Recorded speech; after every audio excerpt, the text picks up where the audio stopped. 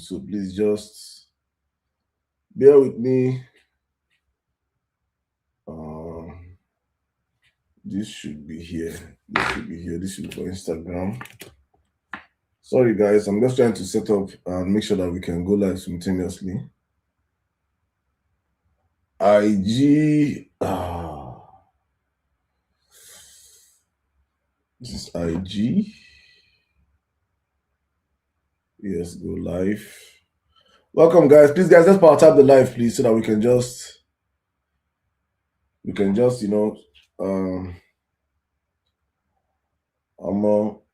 happiness won't finish me. I just the happy since. I just the happy. This kind of happiness. Now so I go happy when Peter be in presidency.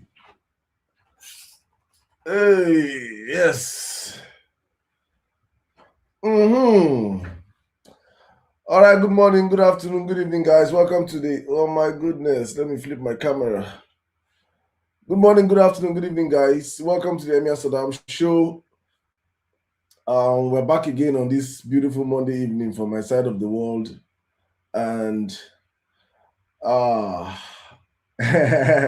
basically the news for this happiness. Oh, I happy say Egbon, my uncle Egbon Wasiu Ogumepon is now going back home.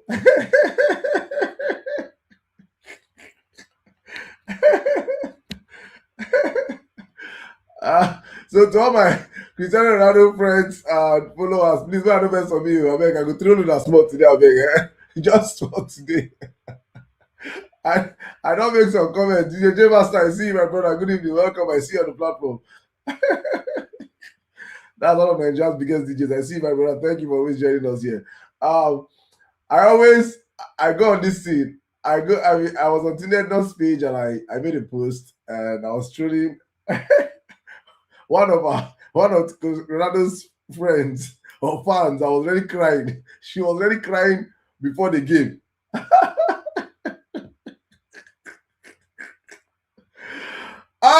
Football sweet though. See the kind joy what they miss for football. Oh God, it don't go better for APC. It don't go better for APC. My brother Mickey, I see you. Welcome. Awake. Dami, I see you all the way from UK. Thank you so much, guys. Thank you all of you for joining us. Before I start the trolling, guys, please just bear with me. If you're a CR7 fan, please don't mess with me today. I go troll that small. I just small. I go troll that. But meanwhile, please, guys, before we start the show, I just want to push every one of you, please. I'm going to try to be on my best behavior today. Please, let's share the live. Let's share the live, everybody. Please, let's share the live. Invite more people into the conversation. You know what we do here, serious conversations. Yeah, a little bit of banter here and there, but you know how it is on the Emir Sirdam show. It's always when we come together and talk about the state of our nation, vis-a-vis what's happening across the country and our continent, Africa, and the world in general. So please, guys, just spend the next few minutes, guys. Everybody, please share the live. I want to see this live being shared to 10 or more people. If you're watching us from any other platform, please Facebook us, guys. I see you. Great Achievers Academy. Thank you for joining us. Please, let's share the live right now. Share it to your stories. Share it to your pages. Share it to your groups, your WhatsApp stories, your WhatsApp chats. Share it to your family, friends, and relatives that you know love socio-political conversations like this, that you know needs to be educated. Because one thing I know that we do well on this platform is that we try to educate ourselves, right? You hear Nigerians from all walks of life come out here, just to talk on issues that are most important to us. So please, guys, every one of you on the listeners, please let's share the live. And I'll do my best. This is actually a TikTok show for you watching us across all different platforms right now. We are actually operating out from ground zero, which is TikTok. So if you want to join the conversation on TikTok, you can request the mic. I'm just trying to see if I can edit some stuff for other people that are not here with us on TikTok. But please, guys, let's take the next few seconds to share this show. But TikTokers, you guys are always, you know how we do it on this platform. You guys are our ground zero. Please, I want to indulge you guys on TikTok to please let's like the live. Let's power tap the live. Let's get up into the conversation. Let us share the live. Most importantly, please make sure we hit our target of 100,000 likes today. So just don't join, just don't listen. Make sure you come, you join in growing up the live for us tonight, right? So thank you so much, all of you that have joined us. Today we'll be talking about state of the nation vis-a-vis the current scandal still rocking the Aso Rock with the chief of staff, and also what is currently trending. I don't know if it's I don't go to rooms on TikTok, so I don't know whether it is actually mainstream topic on TikTok, but it is something that is happening on X, and I think I have to bring it to the forefront, which is the educational strike that's currently going on in the southeastern part of the country, and that automatically we happen to have some students going over to represent their schools that represent Nigeria in Rome, and the whole backlash, the back and forth that it has generated over there. For me, young man, I say he's the richest man in Nigeria, he's the wisest man in Nigeria, the smartest man in Nigeria, because the truth of the matter is that when you look at Nigeria as a whole, and when you see where we are, you see that the major problem that we have in our country, one of the major problems we have in our country is the watering down of education, the abuse of education, the fact that they're trying to make education not look like something that is something that everybody should aspire to have. We are seeing so far a generation whereby they're putting out consistently messaging, they're championing courses to show that education should not be something that everybody should gravitate towards, which actually is a danger for any underdeveloped country like ours, right?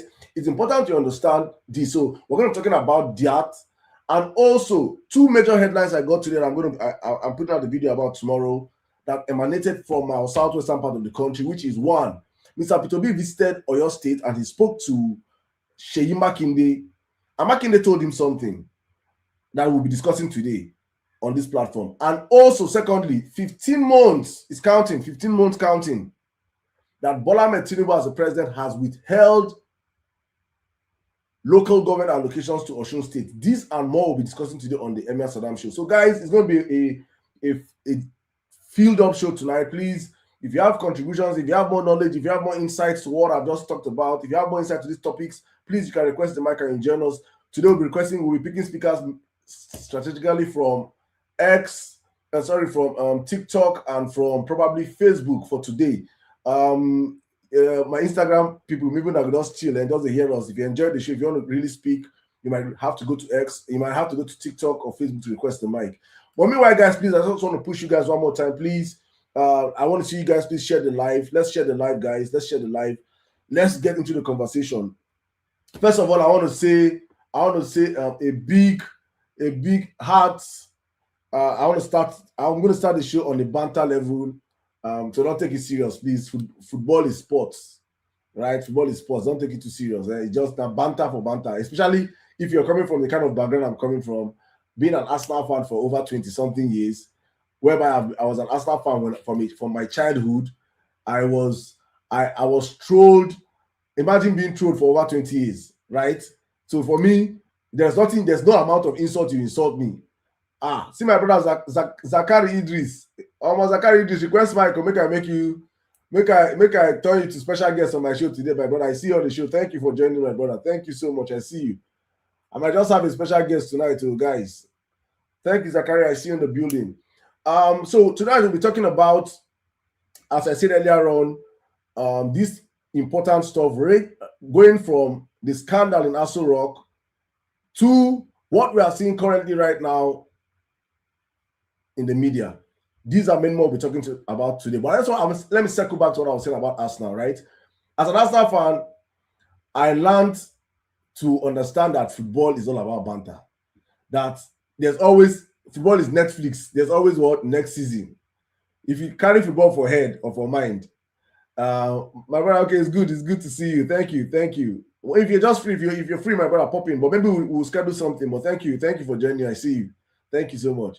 So football is all about it's all about fun. It's all about passion. It's all about interest, right? But most importantly, please, make it no take out for heart. Don't take it to heart. Don't take it to heart. And these people are billionaires, and they are right. And it's not like it's Nigeria. Do you know that? I'm forgetting the Nations Cup. Nigeria qualified to the semi-finals or so. We were watching the ball, Nigeria were losing. I left the viewing center as a child. I ran to the nearest church and I was praying. I was crying, God, please help Nigeria, please. I was crying. I was here in the church, waiting to remember I hear goal. I cry, finish for church. I come out, nothing happened. And that day I know say God does not interfere in the affairs of football. Though. If you don't do well, you don't go see anything. Though. You understand? And that's ever since that I grew to understand that I don't take it personal. If anything you say about my team, I go look you, I go laugh, banter me, I'll be a Arsenal fan. We are very patient. Need to see our celebration last season, 22 years wait. 22 years. You know what I mean say by 22 years? So that's exactly where I'm coming from, right? So please, I'm not saying this for all our other people that don't understand football and take it too personally, please. I go banter Wasiu, Egbon Wasiu. Ogumepo. I see my sister Davi just come down for me. I'll bring you guys up. All right, let's just jump into the conversation before I'll turn this to a football banter space, right? Things are happening in our country. And I don't even know where to start from. Let me just jot some of them down so I do not forget as I go on these topics. Bola Ahmed Tinubu has borrowed so much money that IMF refused to borrow him anymore. Do you understand how bad it is for IMF to refuse to borrow you money? IMF, the International Monetary Fund, their job is to make sure that nations does not grow. I want to put it this way again. IMF, their job is to make sure that there's a structure how the world has been structured. These African countries were not meant to rise above where we are. We are meant to remain how do I put it, in the scale of in the ladder of how the hierarchy of how the world is built. It's like we are meant to be the continent that produces the raw materials. Then they take the raw materials to Asia. Asians are the ones that manufacture them. Then they ship them to the West. The West are the ones that consume them. There is a circle of how they are planning the world to be. So Africa are not meant to be people that are standing on their feet. We are meant to be dependent on the West. Very, very. That's how they are programming the world to be. If you study about the World Economic Forum, if you study about globalization, these are all it is written in plain sight, right? So, and the biggest nation in Africa, and I said that's why I'm so much interested in Nigeria. And that's why many Nigerians don't understand how strategic we are as a country in the scheme of affairs and how bad it is. I've given this analogy before, and I said Nigeria is like that big brother, a man that gave birth to like 12 children, and the first child is useless. If the first child is useless, the second child emulates the first child, and the third child, the same thing. Maybe let's say maybe the fifth child says, I'm going to break free from this yoke. I'm going to find my own path. I'm going to make a name for myself. I'm going to fend for my family. I'm going to be different. I'm not going to take the route of my first 5 brothers. The stigma of that first 5 brothers will still forever rub off on that 5th child. That is Nigeria in the scheme of affairs in Africa. We are that big brother that as long as Nigeria does not rise, every other African country will be taking the bullet because we are the most populous black nation. We are, except for probably Congo when it comes to mineral resources, we are the richest in Africa. We have no business dwelling in poverty. We have the human capital, we have the land mass, we have the minerals, we have everything but good governance. And the people that are meant to make sure that we do not rise, bodies like the IMF and co, are doing everything. They're the ones they're telling your people, pass subsidy bill, you pass it. Tell them to remove this one, remove that one. They're the ones that are sending these things to Nigeria. They now imagine such a body now come out and tell you people that, as they are seeing Nigeria like this, that Tinubu's government is actually owing. I've actually looted that they cannot account for 8.8 trillion naira. This was the news that came out through the weekend from IMF. that Tinubu's government, Prof is in the building. Oh, Prof, good evening, sir. Welcome, sir. Sir, if you want to talk, please request the mic. It's good to have you here, sir. Thank you. That Tinubu's government have looted to the tune of 8.8 trillion naira. Unaccounted for. This one, we cannot even say, they don't know where the money is. The money just went into the dark. That's equivalent to 6-point-something billion. And Tinubu government went to borrow money from IMF. They refused. Tinubu government now went to Saudi Arabia to borrow. As they went to Saudi Arabia to borrow that money, IMF say no, and release that statement over the weekend. In the midst of this IMF releasing this statement, we are still currently dealing with the fact that a man came out openly to accuse the chief of staff to the president. This is the right-hand man to the president, the man that has the ears of the president, of 600 million naira bribe for him to get an appointment. And after he got the appointment and paid that money, this man wants to in a grant that came to his agency worth over 24 billion naira. He's asking for 48% of that grant. And the man said, no, that lie. All of a sudden, in our eyes, in our very before, an agency that has office with the federal secretariat, an agency that has bank account, treasury single account with CBN, an agency that has about 300 working staff, an agency that their budget is in the Nigerian national budget. These people did not find another better way to tell Nigerians that this agency has been corrupted or something. They openly came out and insulted us to our faces that agency does not exist. If we see a more criminal government than Bola Ahmed Tinubu's government in our country, that government is hell. If that means the devil himself have come in human form. Because as it stands now, Tinubu is the next of kin to the devil. It is, when I think about it, I'm like, with all the evidence that we can see, in fact, this man, the man that was the head of that agency, he don't go snap picture with EFCC chairman. They go, it does, yeah, so that means tomorrow night I can go snap picture of EFCC chairman. EFCC chairman will give me an award. I will give EFCC chairman an award. Do you understand the level of their pictures coming out every single day of this guy participating in high-level meetings? You didn't find any better excuse to give Nigerians is to tell Nigerians that guy, it was a fake agency. Now Yahoo. How did who are the people that his co-conspirators that made sure that bill passed into the budget?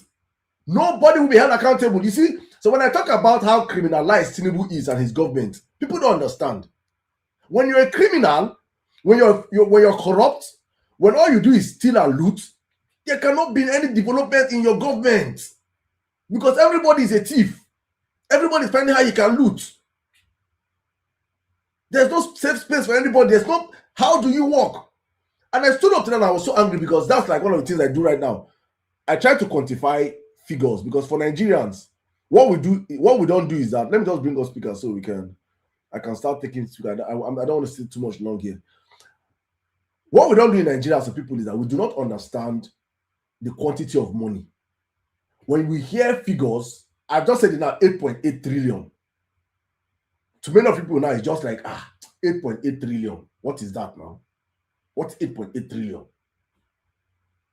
When you ask and find out what 8.8 trillion can do to Nigeria, I had to ask Grok. I was like, Grok, please break down according to Nigerian sectors that currently are underdeveloped what 8.8 trillion can do.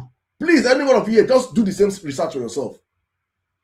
Any government, and this 8.8 trillion is actually, hi God, let me explain this for you to understand, please. This is actually 2% of Nigerian GDP that has been stolen. That they cannot account that IMF is demanding for. Just 2% under this government. Now imagine the remaining 98%. If 2% is 8.8 trillion, imagine 98%. Imagine the amount of theft that Tinubu has stolen in 3 years under this in this country.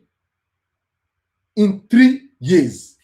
When I asked Grok, and Grok showed me what 8.8, in fact, the summary was that with 8.8 trillion invested and put into energy, because the AI just broke down for me, energy sector, healthcare sector, educational sector, which other sector? Rail and transportation sector, that is in rail and roads. Look at the sectors I just mentioned now. Energy, lights, transportation, rail and roads, healthcare, hospitals, healthcare systems, education. These are 4 critical sectors that build any nation. If any government comes in and tackle and fix this and just show a semblance of attending to these 4 sectors, you don't have to come out and campaign for a second term.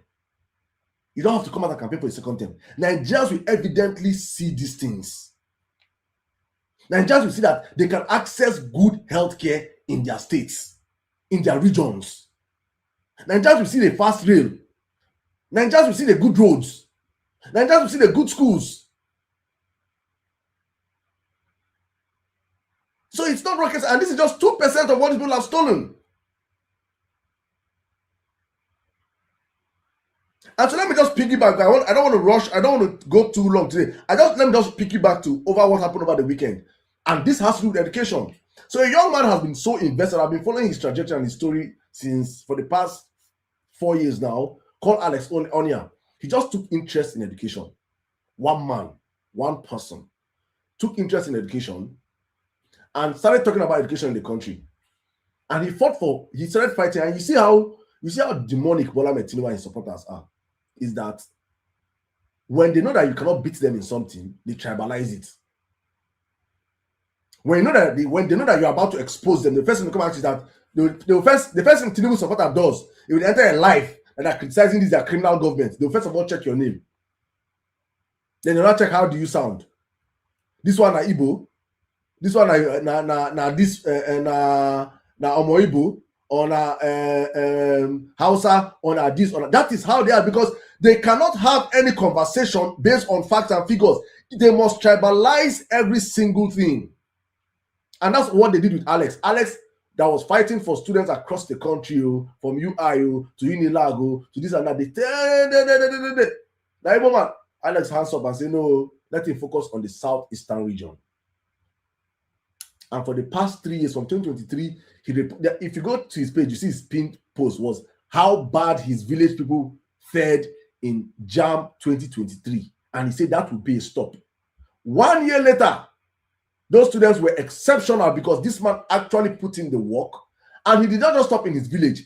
He spread it across the whole Southeast and started organizing tournaments. Nigerians, I saw a video from, I don't know who made that video. And the guy said, imagine, let us say the federal government comes out and say, every first class and second class upper students, first class students get, after you finish school, you get 20 million naira grants. Let's say 25 million naira grants. 2-1, you get 15 million naira grants. Not be say this guy Unilorin kind of 2-1 or this one of first class. Those I'm saying they go now sorting, they go sort from beginning to end. No, you put that kind of this thing incentive behind the education in Nigeria. Automatically, you will force students and young ones to see that, if I go to school and I graduate, school will be scam. There's an incentive for them to want to study. Alex Onya proved it in the southeastern part of the country. So he organized a STEM Olympiad, Maths Olympiad in the southeastern part. That was last month, I think last year or something. And thousands of students registered, and some people won. And the first 3 won cash prizes, I think, of 5 million or so, they're about 5 million or so, with the promise that they're going to go and represent Nigeria in Rome, because the Nigerian government, Ministry of Education, actually stopped financing this math STEM in Nigerian competitions. It's meant to be a national competition that every region will participate. Then they'll come for the national and they'll participate, and the winner goes to represent Nigeria. The Nigerian ministry stopped sponsoring it. Because for Bola Ahmed Tinubu's government, it is important Nigerians don't understand the value of education. You cannot be educated without Tinubu. It's a crime. How can you be M. Solomo? How can you be an Abiru? How can you be a phone snatcher? How can you be addicted to drugs if you're educated? How can you ask for accountability? How can you ask them what you're using their budget money to do? How can you ask them question that how can you just wake up in the morning and tell us that a ministry, an agency under the federal, under the presidency is a fake agency? That is why they have intentionally dumbed down on education. Tinubu became president and all of a sudden they have reduced JAMB cutoff mark from 200 to 150. So you will score 150 over 400 and you get admission to Nigerian universities. It was intentional, they did all these things. So a government that wants to actually fix the country will make education very viable. Not telling us that they ask what did you say? You say NEL fund. You made education so expensive and started giving few students loan. Meanwhile, the foundation of the educational system in Nigeria, which is our primary and secondary education, is in comatose. It is almost dying. Nothing to show for it from the presidency. The Minister of Education, if I come out and ask you now, who will be the Minister of Education? Nobody knows. That is what we're witnessing under this government. So they have made it a way that education is no longer viable. And this man, Alex, said, no, I'm going to start fixing it for my region. And all of a sudden, he took those boys to Rome. And on X, Tinubu supporters, even the ones who get PhD, they just decry. They just decry. Then just decry. Open up spaces, throwing bigotry. I say you people that why did he not do it for the whole Nigerian students? The audacity of Tinubu supporters, I've never seen a set of people that are so myopic and yet so loud. The Ministry of Education, the federal government have refused to fund something. A private citizen starts it and start funding it starting from his region. You say that he should have made it national. You're not calling the government that failed. You're not calling out the government that failed to make sure that your children, that is telling your children that they should grow up to be akara and kuli sellers. That it is a good job. You're not calling those people out.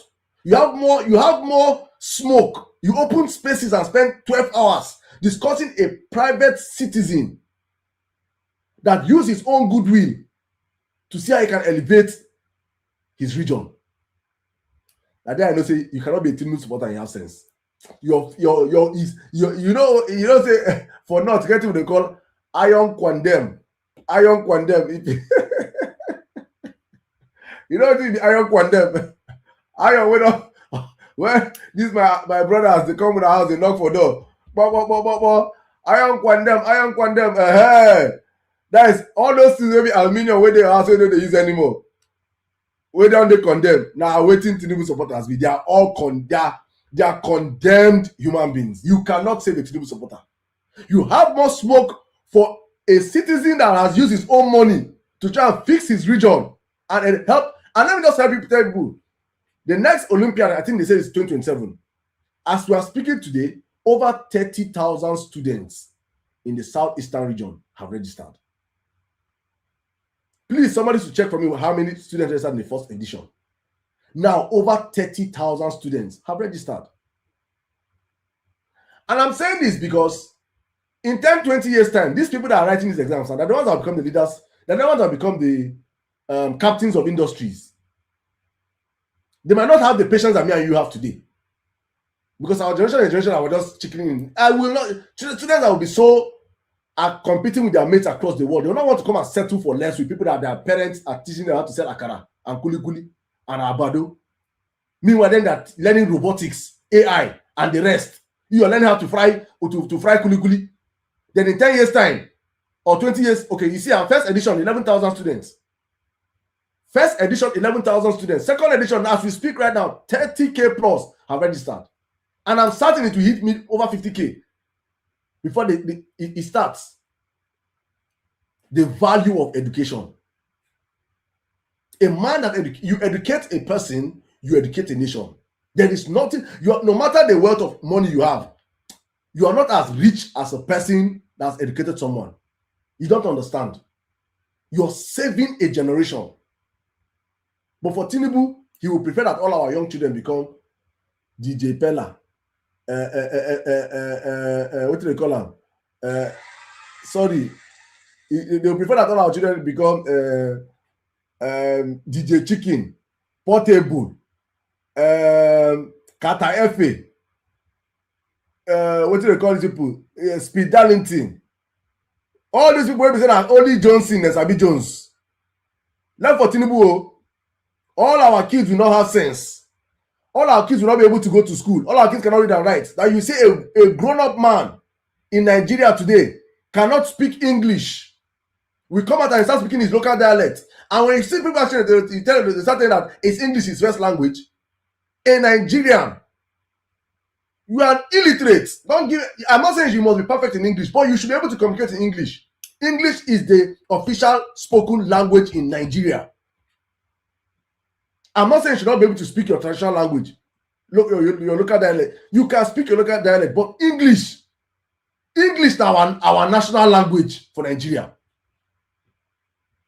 They say, no, English will be our first language. It is because of even countries that their national language is not English. People are learning it. You go to countries in Europe and you see kids speaking 6 languages. They speak Portuguese, speak Spanish, speak English. Speak this one, speak that one. Speak Chinese. Right? So it's important to understand this, and that's exactly for me why I've been so this past weekend have been one of my best weekends because of what I saw coming out from these guys. Just because I love education. I understand the impact of education. I understand how much education saved me. Please, if you come up and you request the mic, please just make sure that your mic is muted up when I call you to speak, please. As I bring you up, please. Just make sure you mute your mic. Thank you. I know how much education saved me as a person. I know what education can do. Every developing country, every developed nation on earth, how they thrived was through education. Look at China. Look at India. Almost all the head of all the tech companies in the world, go and check them, are all Indians. So there's no reason why we shouldn't be looking at saying, how do we effect change our academic sector? But with Bola Ahmed Tinubu, a man that doesn't have certificates, a man that did not go to school, a man that cannot point his primary school he went to, secondary school he went to, or university he went to. He doesn't understand the value of education. So it's important for him that Nigerians do not also understand the value of education.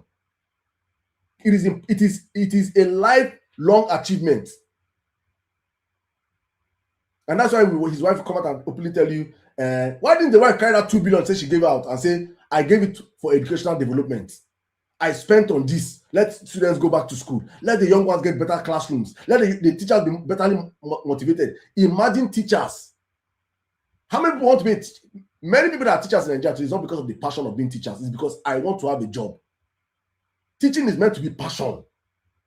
And when somebody does something out of passion, they should be incentivized. How many teachers now, Alex don't carry them go room? Then they room as they speak. Federal government no do them, now one man do them. But some people, they vex. And finally, guys, let me land up this show on what's happening currently right now. I made a tweet here and I said, the people that I cry a whole lot for I'm saying this are for my Southwestern brothers and sisters that are still doing bigotry with Tinubu or because of Bola Ahmed Tinubu. My brother Waziri, thank you. Welcome for joining. Let me just mute your mic for now. They are doing bigotry for Bola Ahmed Tinubu. Oyo State is a Southwestern state. It is over 50 days or so, I think close to 60 days, that over 40 students were kidnapped with their teachers, and one was actually on live camera that the world watched. That is Oyo State, right?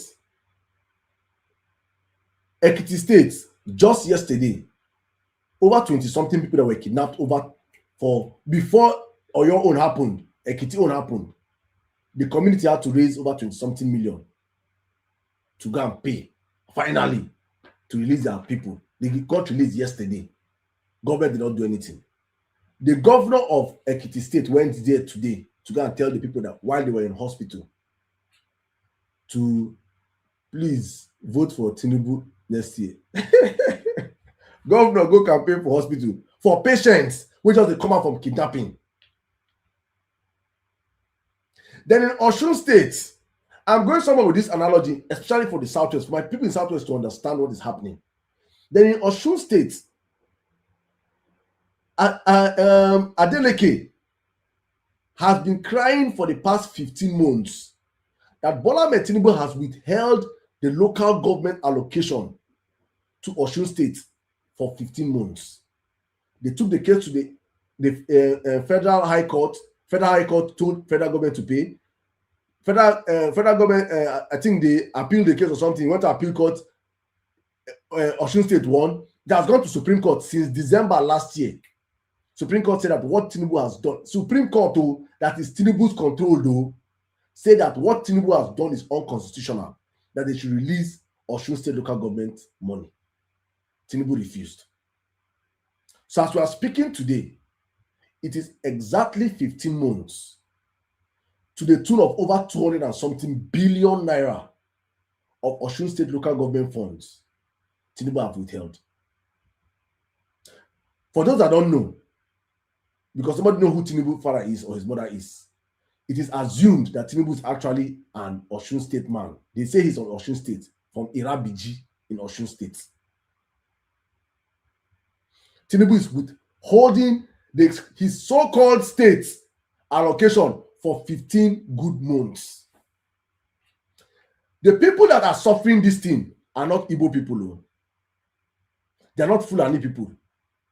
They are not Hausa people. The people that money would have helped develop their local governments, pay salaries, pay bills, execute contracts, are not Igbo people, are not Fulani people, are not Anga, Steve, Jukun, Ijo. They are actually Yoruba speaking people. Tinubu has withheld their money for 15 months. The same thing his supporters have always accused Obasanjo of doing, that Obasanjo did. Meanwhile, Obasanjo's case was totally different because Tinubu, in his greedy nature, created extra 20 LCDAs in Lagos and demanded that the federal government pay them extra money. And Obasanjo said, no, if we pay you money for extra created LCDAs, automatically every state will go on and create extra LCDAs. And that means that every state will ask for more money from the federal allocation. We are just starting democracy as of that point in time. It was not wise. And Obasanjo had every reason to do so. But Tinubu's reason today is because Tinubu called Adeleke and told him that he should join APC. Adeleke wanted to join APC. And he got feedback that if he joined from Ben, what they call this man? In Lagos State. This opposition leader, I've forgotten his name. Somebody remind me, the PDP guy. Mickey, if you can remind me the PDP guy in the Ben Gabi. Bode George. Bode George called Adeleke and told him, if you make a mistake of joining APC, you will not get a ticket. You will not get a ticket. And so, last 2 years, last year, Adeleke was in Aso Rock with Davido and the rest. They went to go and beg Tinubu. And the governor came out and said, Osun State is going to vote Tinubu for presidency. But the man now found out that he cannot be in PDP and he cannot enter APC. So he went and joined Accord. As he joined Accord party, Tinubu now said that, they cannot get him from there. Let us not frustrate his government. Tinubu now withheld the funds of Osun State. For the past 15 months, Tinubu have not sent one kobo to Osun State. Osun State no be Igbo man state, na Yoruba state. Then let's go down to Oyo State. Since the kidnapping of those children, Tinubu has not picked up his phone call and say, how far? Seyi Makinde, What's happening in your state? What are the efforts you're making to get these people released? What can be done? How can I support you? How can we support you? What is it? This is what any sensible president will do. But because of that idiot in Aso Rock that has no sense, that foolish old man that is in Aso Rock that has no sense, that has no human sympathy, because everything to Tinubu is politics. Tinubu will play politics with everybody's life. He has no atom of sympathy for humanity. This man is all about himself, a very selfish, avaricious human being. Because of politics, he has not picked up his call once to call the state governor of a state whereby 40 children were kidnapped. For once. Oyo State, no be Igbo man state. No be Hausa man state. No be Ijo state. No be Shekiri state. No be Urobo state. No be Benin state. Oyo, na Yoruba man state.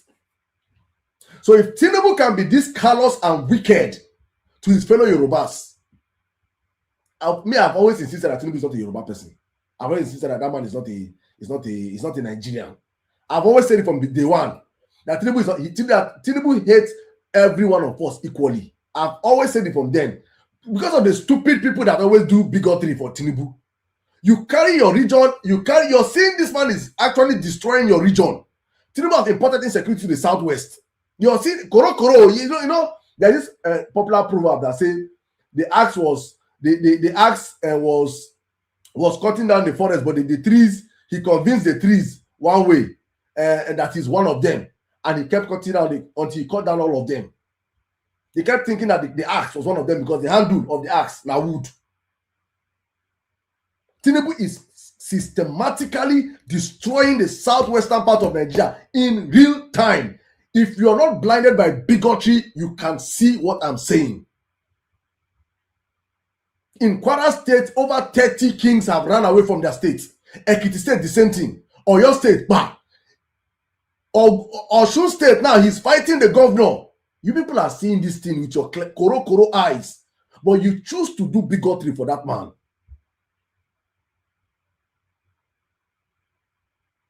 I said I go bring him come out, make una hear him. Make una see him. Because if we don't understand what's happening, and I'm saying this because the good thing is that let it not be that people did not speak, people did not say it. You must hear it. You must see it. You must hear it. Whether you like it or not, you must hear it. So that when it's up, when I remember say, this bigotry why I do, man. This bigotry why I do. Was it worth it? Was it really worth it? You ask yourself that very bitter question very soon. If Tinubu can be this wicked and evil and callous to Osun State and to Oyo State, other part of Nigeria, he go sell us like suya. He go use us sell us wholesale. But that's the man at the center of the storm. That's the man at the center of the storm. And it's important that just understand that for me, I've always insisted that whatever we have to do to make sure that this crime syndicate in Aso Rock are taken out of power, we must do it. We cannot continue to allow a man that has no understanding of basic governance, that is here just to steal for himself and his family, to continue to run us amok. We must stand up to take back our country. Very, very, very, very important. And I'm sorry, and I'm not apologetic about it. I do not have respect for thieves. I do not have respect for. I'm seeing many Tinubu supporters in the comments say I have no respect. I can never respect Tinubu because he's a crook. I am sorry, and I'm not apologetic about it. I will. If you expect me to respect a man that was arrested that forfeited $460,000 for cocaine, for drugs, a drug dealer. If you expect me as I am like this, if that is how they taught people to respect criminals, I was not raised to respect criminals. I was raised to call criminals. I was raised to call black. I was raised to call white. I was raised to call wicked. You are a slave if you see a man currently destroying you and your people, and all you do is to say, he's an old man. Let us say, you are a mental slave. I'm not going to be in that chain with you, my brothers and sisters. I will not pass that out. I will not pass that out. But guys, welcome to the show. Let me open up the floor for APC people. Please, I always say all the time, you don't need to be in the comment section. Request the mic. I will give you mic. But the unfortunate thing is that you people are always faceless. You people are always cowards. You cannot come out to your face. See me, I open my face and say, Tinubu is a disaster. Tinubu is a calamity. Tinubu is a useless man. Tinubu is a crook. Tinubu is a criminal. I say I'm all of that with my chest. I'm not hiding it. Because all I'm saying is backed by facts. Only a criminal in presidency will allow the criminality going on under him. Only a criminal in the presidency will allow the criminality going on under Bola Ahmed Tinubu. If you're not a criminal, how will your chief of staff be demanding bribe? And you're not even sending the EFCC to probe him, ICPC to probe him, just that he has been cleared. But you guys are already in tune with criminality. As many people feel like criminality is a normal thing. A man is currently destroying you. You think you come and do bigotry with me? I'm not doing bigotry here with you. I'm telling you the facts, these hard facts. And if he pain you, and you see, one of the things that I get so agitated is when I see most of these Tinubu supporters shouting about South Africa. South African people are this. You people are worse than South Africans. You're worse than South Africans. You should not speak when people are talking about South Africans. People are worse than South Africans. You tell people to go back to their region. In Nigeria, a Nigerian, born in Nigeria, tell them to go back to you. People are crazy. And many of people are in diaspora. You go there, UK, they tell another person, say they can go back to your region. Do people see how people, the brains in your head, it doesn't connect. There's a disconnect from how you people think and reality. You stay in UK, or you stay in Canada, and you tell another person to leave your region. But you're in another person's region. Are you okay upstairs? And you now open space and say, South African people are this. South Africa, what is it? You are worse off than South Africans when you tell a fellow Nigerian to go back to his region because they're calling out the criminality that they are seeing in the Nigerian system today. So my brothers and sisters, welcome to the live. I'm just going to pass the mic. Meanwhile, please, all my Ronaldo fans, I'm gonna hold up like that. I'm gonna no vex. I'm gonna no vex. Just take it to heart. It's part of it's part of the game.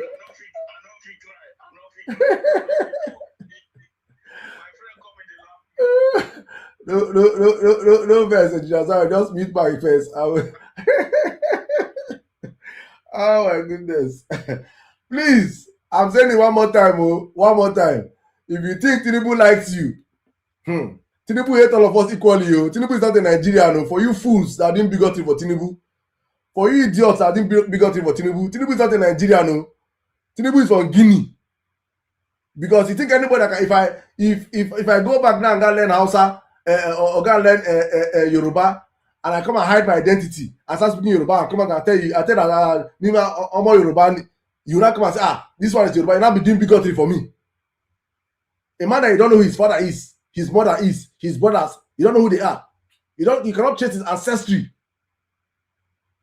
You cannot trace the man's ancestry. It's who you open your chest and you're doing bigotry for. If you're doing bigotry for Sibanjo, I can understand. For Sheima Kinde, I can understand.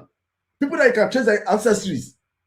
A man that you cannot trace who his father is, that his whole tie to who he is today is that he was actually working for a slave family, the Tinubus. His history is known. It's who people are doing bigotry for. A man that is successful as we're speaking right now. Under Hausa man, or under Fulani man, Buhari, Southwest was safe. Southwest was safe under Buhari, a Fulani man. Today now, Southwesterners are running around. They are running away from their home. The kings in Southwest are running away from their communities. And you're doing bigotry for Tinubu. Tinubu is holding back state allocation from Osun State, not Anambra State, not Enugu State, not River State, not Adamawa State, not Borno State, Osun State. Tinubu is holding back their resources for 15 months now. Who is suffering it is Yoruba people. You're doing bigotry for that man. Anybody can say Tinubu supporter. Let me open up the mic, please, guys. Welcome, guys. Let me start with Mikey. Mikey, can you hear me? All right. Let me circle the mic. No, please don't do that. If I have to call according to how people came up here, please. Thank you so much. All right, I think all right, TGF, let me allow you come in. You have 5 minutes. All right, good evening. I've heard all you said, and why I don't subscribe onto where he's from, either from Guinea or Mali. I don't care where he's from. But there's some things you said that are really true, and I think it saddens me as a Yoruba person that my fellow Yorubas cannot even see that is truly destroying the region. The Yoruba region used to pride itself as being an intellect, a place of integrity, charismatic people. But look at the set of leaders we have. I mean, there was an era where we could actually trace what our governors did before they became governor, what our senators did before they became senators, and we can link everyone. We know their schools, we know their educational background. But this guy has corroded the whole place. He has elevated thieves, people whose certificate you cannot even verify because his own certificate you cannot verify. He doesn't know where he finished schools from. In 1999, he said he went to University of Chicago. Now he's saying he went to Chicago State University. Those are two different schools. But all those things, and the fact that these Yoruba people are blindly following him, it pains me to the marrow because now shows that we are definitely not as intelligent as we claim to be. Because, like you said, under Jonathan, the same Jonathan they demonize, under Obasanjo, these same people that they demonize, they will tell you that you should respect elders. But these foolish slaves of Tinubu don't respect Obasanjo because he doesn't subscribe to their terrible patterns of politics. But all the complaints that they made under Jonathan, under Obasanjo, they didn't even do as worse as what this current administration is doing. In fact, I believe that the destiny of that country started changing in 2015. We got it wrong from 2015, and it has been going worse and worse since then. Buhari was a disaster. Buhari was not fit to be class captain of any school, talk more of a president. And now, you succeeded him with another criminal, a thief, I call it career criminal. You now replace him with a career criminal. And what is he going to do? He said himself that he was going to continue from where Buhari stopped. And what Buhari did, he increased insecurity across the country. But now, Tinubu has spread it such that virtually every region in that country is now safe. People are now afraid. My state in Ondo, now people are afraid to go outside. After 7 p.m., they are afraid. Even churches, they don't organize program after 7 p.m. anymore because of insecurity. To show you how bad things have gone. And the fact that it even took him weeks before he could even acknowledge that children were kidnapped in Oyo.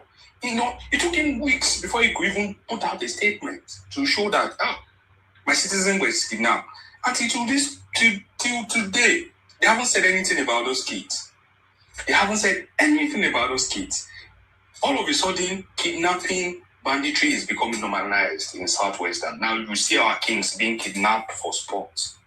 The Fulanis they kidnap Ballet today, they kidnap Oba tomorrow. As if they're playing IU, they're playing checks. This is something that won't happen. As terrible as Buhari was, Buhari always defended the Fulani. In fact, he was trying to carve out land for them in different states, which is Ruga thing there, if not for some governors who stood against him. And that was where I can commend Akeredolu for also creating the Amotekun to sort of curb the madness of these Fulanis. He was one of the few people who vehemently refused that no, we won't give our land to Fulanis. Because if you left to Tinubu, he doesn't care. So his own primary goal is his political ambition. He doesn't care about any other person. And this is what their slaves, this is what his slaves don't understand. That if you ask him to sacrifice them, within an eye back, he will sacrifice them because he doesn't care about, he only cares about his ambition. And that was when he was saying, Yoruba no con. He's not Yoruba no con, he and his family on no con. And that is what he has been doing. He has destroyed the country beyond repair. And I fear for the future of the country. And when it comes to the competition, the Olympiad and stuff about Nigeria are falling behind in education. People are leaving. I worked in the education sector before I left. I left because we were on strike for 8 months. I was a national member. We were on strike for 8 months under Buhari. The federal schools, you couldn't imagine that the federal schools in the country were shut down for 8 good months. Salary were not paid. Nothing was done. And interestingly, I did the Olympiad when I was young too, when I was in secondary school. In fact, I got to the Abuja stage. We went to Abuja then. The final for our own, because I did for chemistry then, the final was our own was South Korea. They couldn't fund it. But that wasn't even under APC. It was under, I think it was under Jonathan. I think it was like 2011, 2012 that went to Abuja then. But the whole Olympiad thing, Nigeria has stopped funding it for years. And education has retrogressed in that country to the point that they've abandoned. I don't think there's any iota of education left in that country. All they do is just facelift. All the competitions that we normally do before, all the intelligent programs that are run on TVs have all been closed. So how do you? And I think it's by design. I think it's intentional. I don't think it's just an accident. They've ensured that Nigerians are not educated. They are dumbing down on them. That's why they show you things and they tell you that's not what you're saying. Example with the case of this agency that they are calling fake. An agency that is fake was in the budget, and this guy was seen with top members of this political party and the government, and they're telling you it's wrong. And you see the minors defending it. Why? Because education is the main thing that is meant to open our eyes to see, to think logically, but they can't think anymore because education has been dumbed down. You see some of the minors, they come here, ASU is not going on strike. What is the quality of the education? I'm on scholarship where I am. I'm outside the country. I'm on scholarship. I know the quality of education I'm getting. And I'm telling you that in the next 20, 30 years, I don't think Nigeria can get to where these people are. And so when they are saying that, we are not progressive, you can't progress when you have a population that is poor, that is uneducated, and that is being destroyed in real time, where you have some segment of people supporting the government because the guy is from their region. I weep for my own state because I'm from Ondo State. Ondo State has become largely unsafe now. People are afraid to go to the farm. We used to go to the farm then. People are afraid now to go to the farm. People can't go out in peace. When my mom is traveling from even across Ore, I'm scared. Because I know anything can happen. And look at how bad things are. And when you talk to people, in fact, I still talk to a friend, a very useless friend, I must add, who was saying that when I told him this guy has faith in security aspect, and he said it's relative. I was like, what is relative? Are you stupid? Children of as young as 2 are in the bush. Your president has only said one word about them. He hasn't said any other thing about them. And you're telling me it's relative. And when you talk to them, when you actually try to engage them intellectually, they will not ask you a question. What will you do differently? What will I do differently? Your government has only released 7% of the military budget since last year. 7%. It's crazy. Which means that your soldiers are not being funded. Their welfare are not being taken care of. And if your soldiers are not motivated, if machines that they need to work with are not being provided, how will they be motivated to fight the bandits?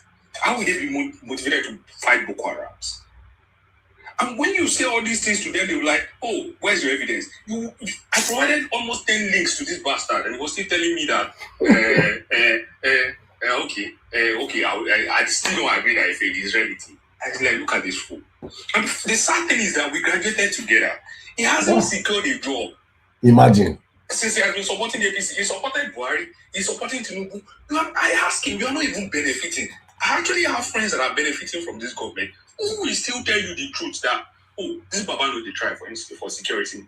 But this guy is not benefiting and he's still hardly defending this government. And you wonder what sort of people are these. And these are educated people. These are educated people. Yes, now. Went to the same university together. So it's really sad the way Nigeria is going. And I'm afraid because I know that next election, I always tell people, and I'm not trying to downplay any people, is that guy is an evil genius.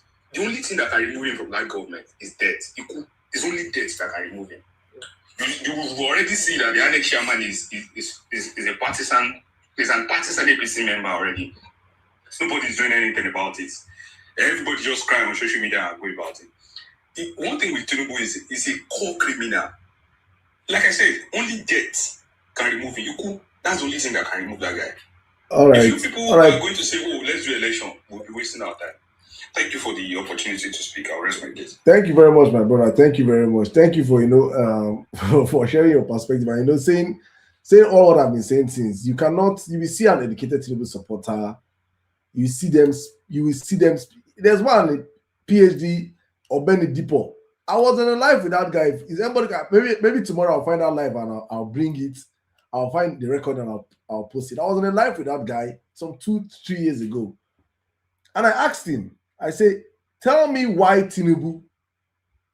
He said, why? I said, why did you support Tinubu? Why? Give us a reason why.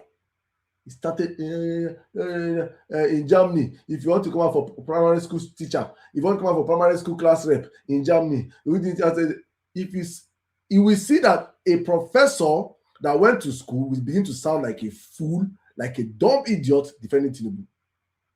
Because there's actually nothing to defend. It just all boils down to tribalism. But let me tell you, my brother TGF, you said some things, right, that I necessarily do not agree with how you stopped, how you ended the show by saying that it's only death that will move to Tinubu. No, I don't agree with that.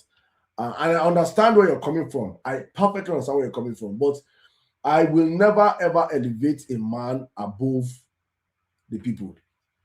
The only reason what Tinubu is banking on is on this mentality that he is invisible, he is untouchable, he controls the system, he controls this, he controls that. My brother, if Nigerians say that enough is enough, as we are demanding enough is enough ready for Tinubu right now, and we come out and we vote out, in fact, I have said this concern that let Tinubu make his son Sheyi Tinubu INEC chairman. If 100,000 Nigerians on election day, I'm not even giving to 1 million. If 100,000 Nigerians on election day are in ICC, after our votes have been counted, we export our vote. If 100,000 Nigerians follow their vote, Sheyi Tinubu will call his father that his father have lost the elections. The problem is that Tinubu understand what I'm saying now, that Nigerians do not understand that voting is a process, that voting does not just start and end in your polling unit. Voting is a process that starts from now, calling for people to get their PVCs, registering for their PVCs, collecting their PVCs, going to vote on election day. After voting, remaining to protect your vote, escort your vote from your polling unit to your coalition centers. It is a process. But Nigerians always start and end it on polling units. You vote in polling units, they count in coalition centers. Any coalition center across the country, I think somebody shared the story here last week. I was saying it because I was on transit in 2014 or 2015, Imo State elections. I was on transit passing through Imo State, and when this happened, I witnessed the ghost that because I passed through that road when I'm going to Port Harcourt. Normally, that road I won't spend more than 10-20 minutes passing outside. We were there for hours. Why? Because some people decided that they are going to take away a governor that's an incumbent governor that had the backing of the presidency. This is just a one-off elections. So if Nigerians come out and vote and occupy all INEC centers across the country, Tinubu cannot rig their elections. There is no INEC chairman that will come. They don't born any INEC chairman. We go see 50,000 Nigerians outside the INEC office go write for Tinubu vote. That is the mentality we are giving Nigerians. The next elections is rig and buy. If you say our vote no go count, we go count you inside. That is the mentality we are saying for Nigerians.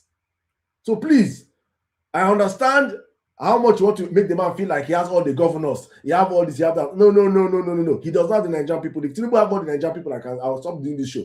I'll say, no problem. There's no hope for Nigerians.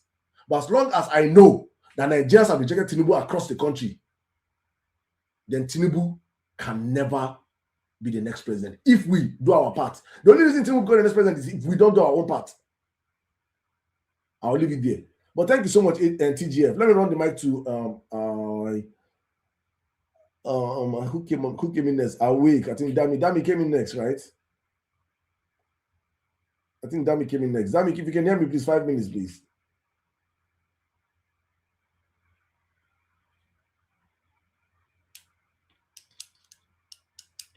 Dami, can you hear me? All right, Mko. Please, guys, if you request the mic, please just stay around because I have a whole lot of people requesting for the mic, and I don't want to act feel like some type of way by bringing people up and you don't speak. Okay, Mko, you have the life, please. 5 minutes. Thank you. I think I've been following your page and I've been enjoying your life. This is the first time I'm speaking. Thanks for the opportunity. Welcome, sir. Straight to the point. You know, I'm fortunate to have left Nigeria and see what life should be for the ordinary people. A life where you can carelessly leave your phone, go and come back, nobody will touch it. Why? Because everybody have a phone, even more than your phone. So nobody want to venture. Look at it. One of the tools these people have used to hold Nigeria back is poverty. And it's unfortunate that our youth across board now, whether Igbo, Yoruba, Hausa or this thing, they fail to realize this. That is why we see what Igbo will call a timbu for useless politicians shouting for them.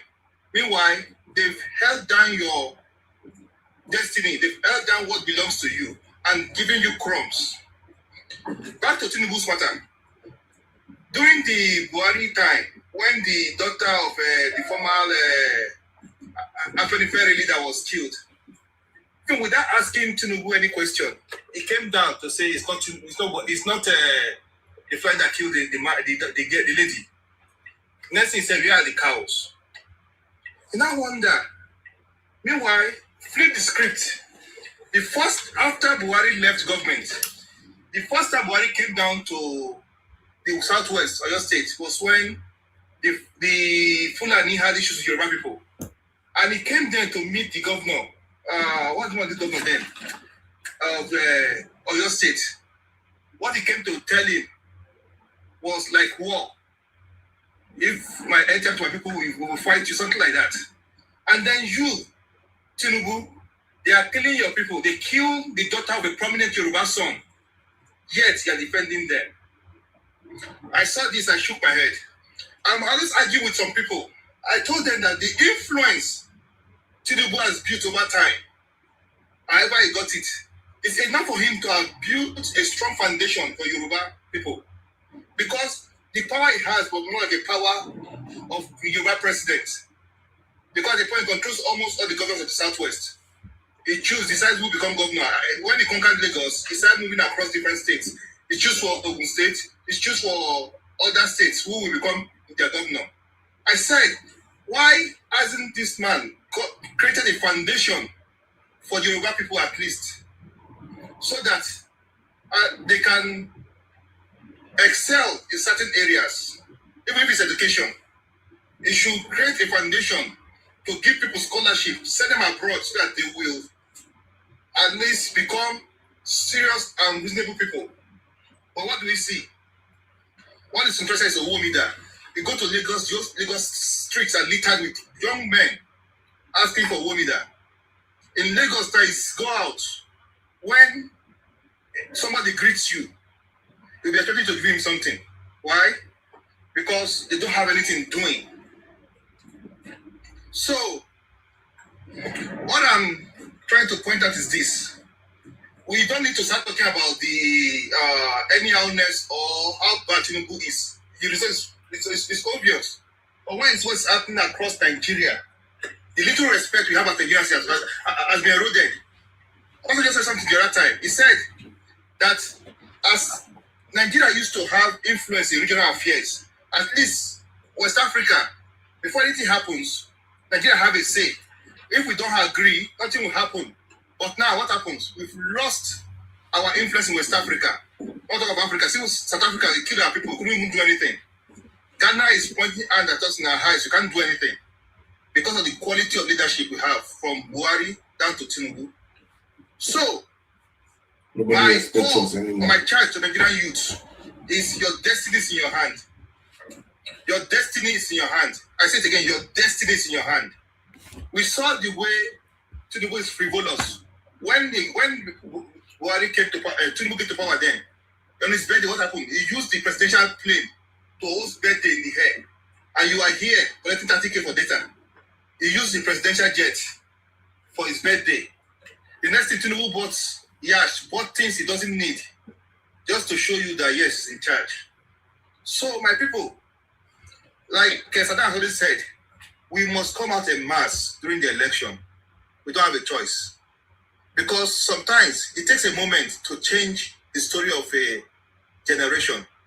Our fathers have failed. Even we are almost failing, but we cannot fail our children. We cannot fail our children. Imagine the 2-year-old in the bush is your daughter or your son. How will you feel? Imagine 2-year-old is even you. How will you feel Nigeria when you grow up?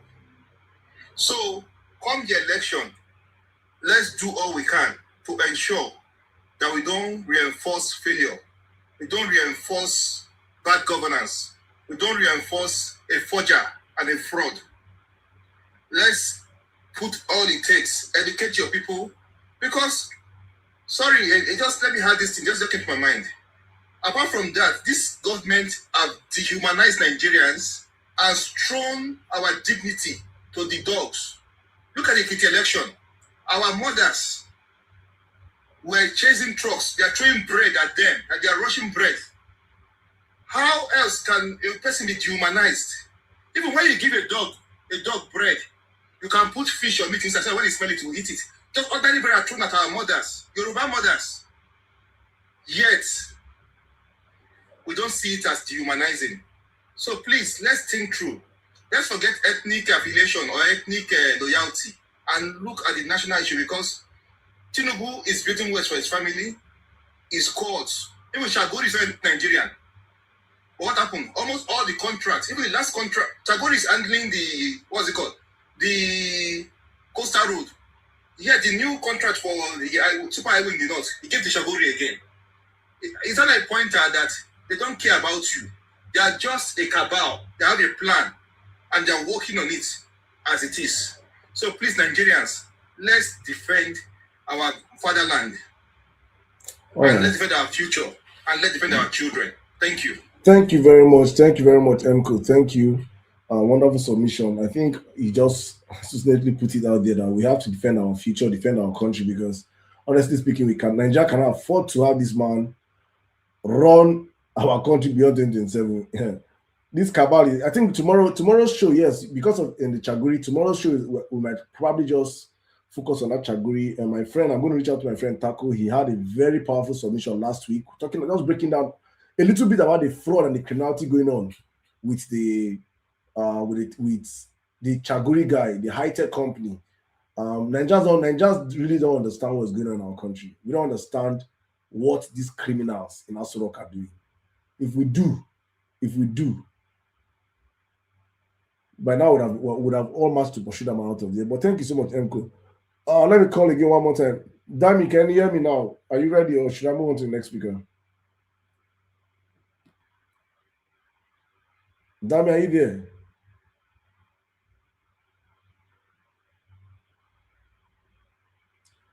All right, guys. If I call you, you don't pick. We just have to drop you so that I can bring other people. Maybe when you're back, you can speak. Okay, let me come to Patrick. Patrick Singh, official. You have 5 minutes. Thank you so much. I don't know if I'm audible. Please, can you speak to your phone? Take your don't take out your earpiece or something. Are you hearing me now, sir? All right, you're good. Go on, sir. Shoot. Thank you so much for this opportunity. First of all, I just want to say one thing that is very straight. I don't know why people keep believing that supporting this government makes any sense at all. I don't know what people stand to gain. I'm going to give my instances as a born and brought up Lagosian that have grown in the system of Lagos, that has worked for people like Gbenga Asafa, that have seen firsthand of what this man looks like. God, Bola Ahmed Tinubu. It's not somebody people should be afraid of or anything. Like you said, Emir Sirdam, like you said, if you are against the people always defeat you. I can go back on and on to when Funsho Williams matter was just that the only thing they could have done to Funsho Williams at that time was what they did to him. If that election has held, he had no chance because the people was with Funsho Williams in Lagos. The election is just similar to what's going to happen in 2027. It's not going to be like it's not going to be a joke. And as for you that feel that all of you that they have been paid, because I know what is going on. They know that Emir Sirdam is a big name on this political space. They will pay you guys, give you TikTok accounts with faceless, you idiots and bastard. You will come to this page, you'll be typing nonsense. I pity you guys because most of you, you guys go to Bodinum and stand in his door every 4 a.m. to beg for stipends. That's what I want to use your life to do. I pity you guys though. At the same time, I don't pity you now because you guys deserve what you get as leaders. I swear. But it's a shame that you people come from a certain region that believe and perceive to be a region that understand what it is to go through school. Sometimes I feel that going to school alone does not make you educated. It's the ability to actually understand and know what you are doing as a human being. Nigeria is going down. I have experienced firsthand of what Nigeria would have happened to me. It was last week I went to GPT to type about my interview I did with an Holland news line after the NSAS. That was on the 21st of October because I was in Ikoyi then. I almost lost my life on the 20th. People like us have things that we cannot say until this government leave. People will answer for Lekki Toge. I don't want to go into all of that. I would have died that day. But I thank God I survived. Fast forward to 2021, Fulani men would have taken my life if not for God. From Auchi to Bini, Ewu. Our driver was badly injured. But thank God we managed to escape. Is this someone like me that I've seen Nigeria almost happen to me in different locations? Many young people still don't want to understand that at the point that we are in this country, the only man, and I'm saying it to all my footers, the only man that we need right now is a Peter Obi come to 27. See, if Nigerians will make the mistake of not anything Peter Obi 27, bro, when they type this nonsense for here, when I go suffer. Nobody will help you, you will suffer. See, the sufferness, it will be like saying you go pray, may God kill you, but God will kill you. You go suffer. You go suffer. You are not coming to convince anybody. If this country is not convincing enough for you that you need a change, then you can go to hell for all I care.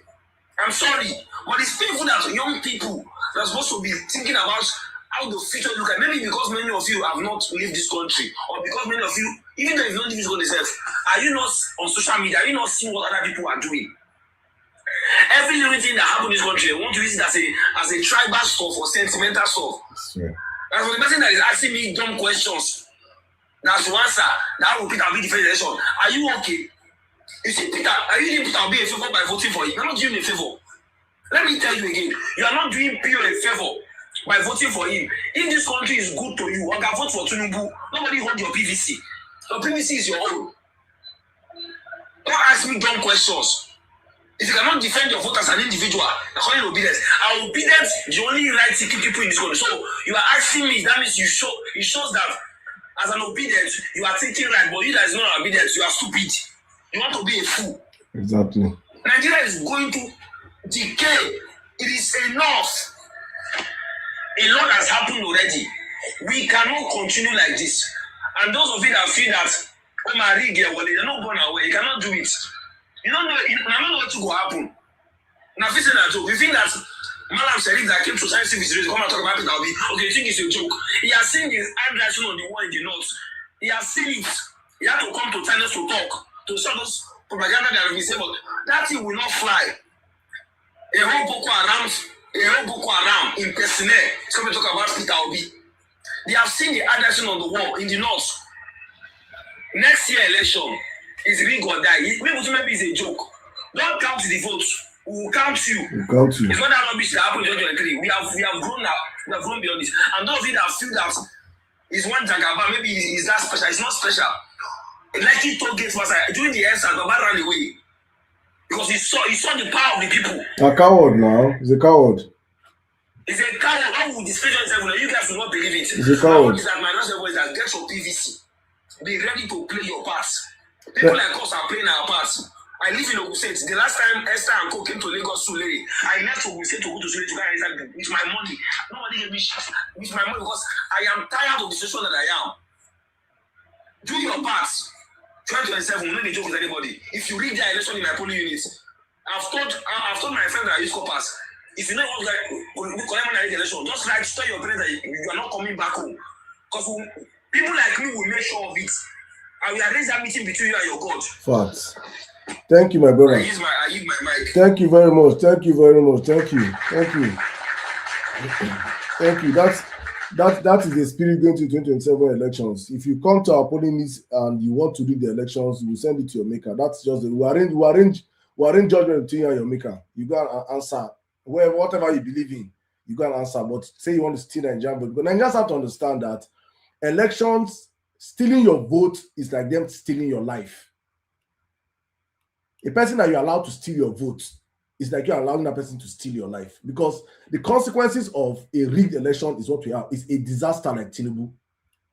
Allowing a rigged election like we allowed in 2023 is a disaster like Tinubu happening again, which means more insecurity, more hardship, more poverty, more corruption, more criminality, more high-handedness, more bigotry.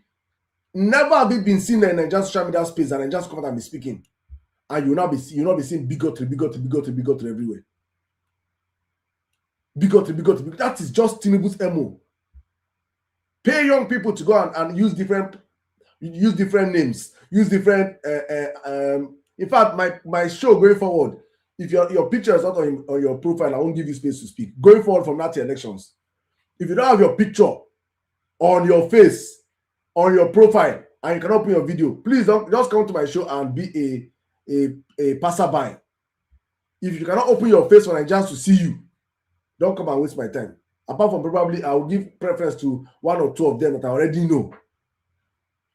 Others, no time for that nonsense. If you're strong enough, no, me there, not you. Me there, I say I will give preference to one or two people that I already know, and I know why they cannot put their face on it.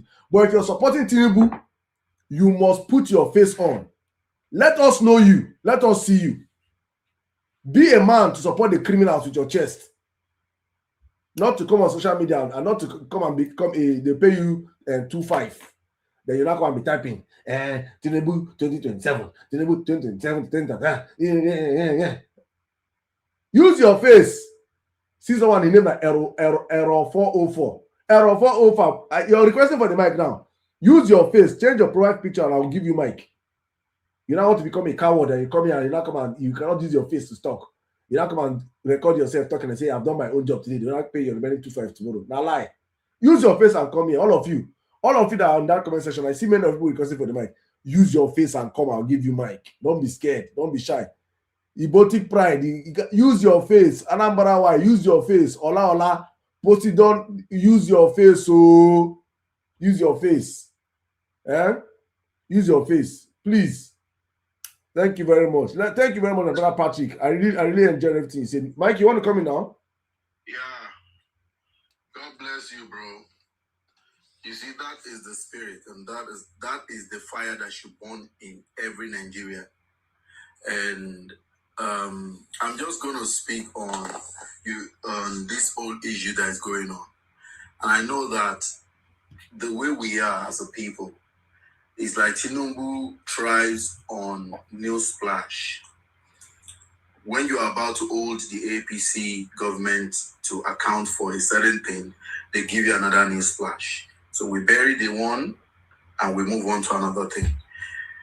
I'm just going to remind all of you on how many things we have quickly moved on away from just in the past 3 years. There are a whole lot of atrocity that has happened. And all we do is talk about it for 2 weeks and we moved on. We've moved on from the Ibadan kidnapping so quickly. Now we're talking about the scandal in Aso Rock. And on the scandal, I commented and I said, it's not a scandal. Anybody that's calling that a scandal still does not know what Tinubu politics is about. That is Tinubu. That's the normal modus operandi. Is everything about that APC, this APC government is fraud from the beginning, and it will always be fraud. So you cannot expect a foundation that is mad, a foundation that is based on grab it, steal it, and run away with it to do anything tangible other than produce more fraudulent things. So I really don't even want to talk about it. If APC wants to give you headlines and things to distract you from the main issues that are going on in the country, you can run with it. I'm not that gullible. I will not follow that trend, because at the end of all this talk, nothing is gonna happen. Yaya Bello, where is he now? We have moved on, right? All of us have moved on. The Tinubu came into power and pardoned criminals and drug dealers, and the media just talked, and we moved on. What was the aftermath of that? Nobody knows. Everybody just moved on, right? So that is how we do. We just move on from things.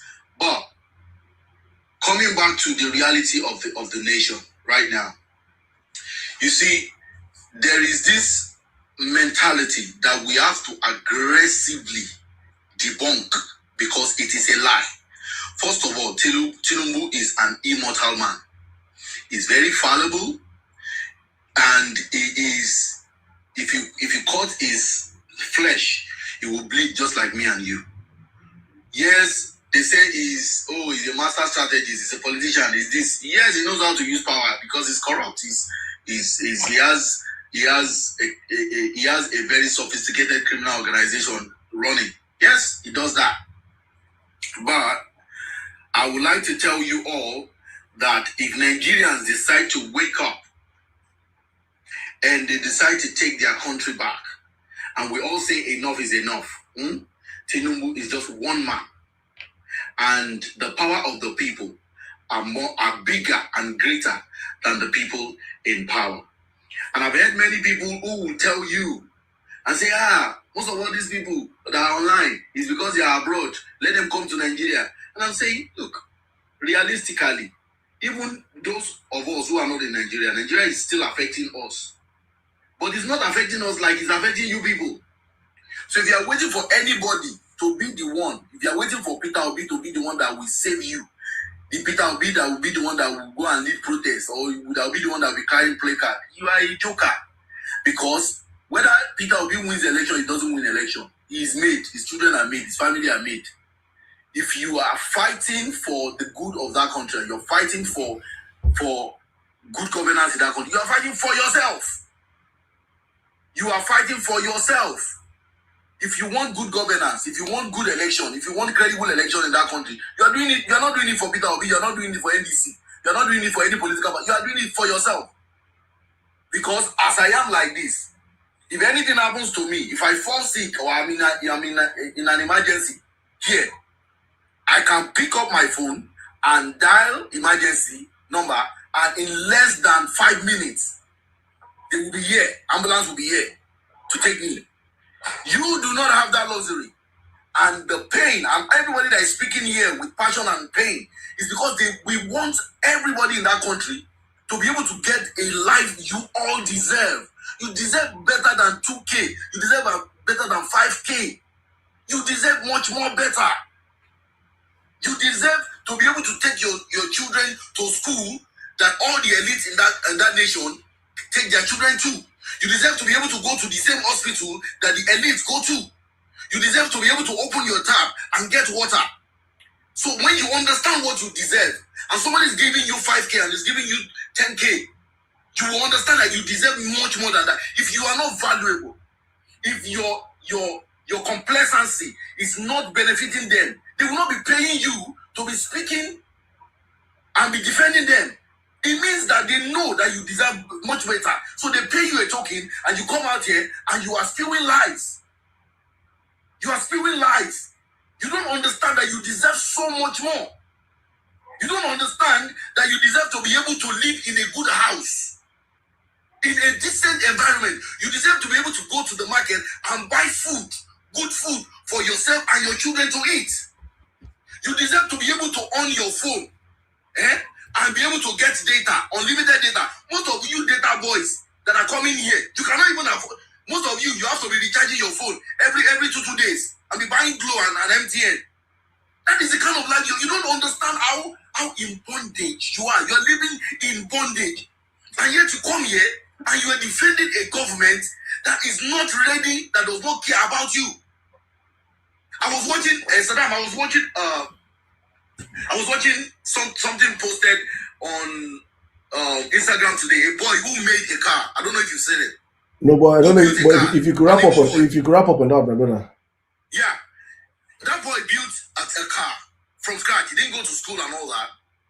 And while I was there, and I went to the comment and I was reading the comment, and somebody was commenting and saying, if you see that car looked like all those desert ride that you can use in the desert. I don't know if anybody has seen that boy. He's an Igbo boy. And the father, do you know the father of that boy was swearing for that boy that does he think he's the smartest person? Why is he doing that? Why is he following that? And I'm saying, Nigeria already happened to that boy. You know why? If that boy was in a country where the system works, that boy will be an asset. Those are the kind of people that Nigeria is supposed to invest in. But guess what? His father has probably collected 50K to be frying kuli kuli. He collected 50K to fry kuli kuli. And he's never thinking that my son, my children deserve better. This is an asset that, why is it that APC government are not seeing those kind of people and seeing how they can elevate them and support them? But it is kuli kuli, they can come out boldly and tell you, go and fry akara. And now akara has become, akara and corn has become what every rich man in Nigeria now, every APC apologist, they now stop on the road to eat akara. And you guys still do not get it. You don't get it that this is a psychological manipulation. If you do not, and some of you, I'll wrap up with this, who come and say that we defended our vote, they kill some of us. I will have said it before and I will say it again. Let me tell you, if you cannot suffer for 2-3 days of election, defend your full vote and be ready to die. You know what will kill you? Bad healthcare will kill you. You will fall sick and go to the hospital. Because there is no doctor, you will die. If you do not defend your vote for those 3 days, you will go on the road and police will shoot you and you will die. If you cannot fight for good governance in that country, you will starve. Kidnappers will kill you, kidnap you and kill you. So whichever way, bad road, accident will kill you. So it's better to die fighting for something, fighting for your children, fighting for a good Nigeria. Know that is what you sacrifice yourself for, than for you to die for nothing. Nikki. Remember you. Thank you. I beg the words next time, please. The censoring of the words, my brother. Thank you very much. Please, thank you. Guys, No, don't do that. Please don't do that. If you come up here, please don't unmute your mic if you're not called to, please. Please, if he's hungry you, whatever you want to say, put in the comment section, please. If you come up on my platform, please just be patient enough. If you cannot wait, you can put in the comment section or you come back tomorrow. We are not running on this platform. We're always here to speak. Right. So thank you so much, all of you that have joined us. Thank you guys. Please, F1, please let's censor our words, please. I know how things could get heated up when we're talking about this country, but please, the D word, the K word should be censored. I beg, just for everything. And please, in case you want to join us tomorrow I will be back here 10 p.m. Nigerian time. Meanwhile, TikTokers, guys, can we power tap the live? Let's get this live to 100,000 likes. We are talking about the corruption in. It's fine, my brother. It's fine. I understand. And I enjoy the doors. Thank you. I'm talking about the corruption going on currently rocking the Aso Villa, whereby a criminal government are trying to protect a criminal chief of staff that was accused of bribery to the tune of 600 million, and also trying to divert the funds of the agency to the tune of over 24 billion. And also IMF coming out to say that Nigerians have borrowed over unaccounted 8.8 trillion. Tinubu have stolen 8.8 trillion without any account. Nobody knows where the 8.8 trillion has gone to. Nobody knows where and that's just 2% of the GDP. Nobody knows what he has done with the 98%. The one that IMF is asking for is 2%. Probably that's one they borrowed from IMF. Where is this 6.6 billion equivalent to? Since I'm calling this money for you guys here, Just the punching calculator. Ask your AI, what can 6 point? Because you know when I say this is most times, right? Because of how dumb supporters of this government are, they always ask you, what the other person do? What the other person do? So I'm breaking it down to help you, because many people are not educated enough or smart enough. Or people have been blind. Even though you're educated enough, you're just been blinded by primordial and stupid sentiments, and I can't help you. All I will tell you is press on your phone, enter Google and ask Google, please, what can 8.8 billion and what can 8.8 trillion naira do in all the underdeveloped sectors in Nigeria in the space of 3 years? In the space of 3 years, ask Google in 3 years, so that it don't be as if I'm saying it's a 1 year project. Ask Google in the space of 3 years, what can somebody put 8.8 trillion naira in the Nigerian economy? What can happen to it? And see what Tinubu would have done with 8.8 trillion that they have stolen. That's unaccounted for today. The IMF is telling them, where is that money? Where is the money? Tinubu cannot point to.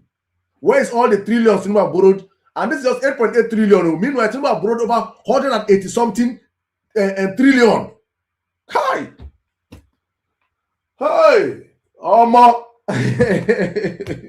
We're dealing with a generational thief. This one this is since they create this world, since God heaven create this earth, there have not been a thief where God create where is Tinubu.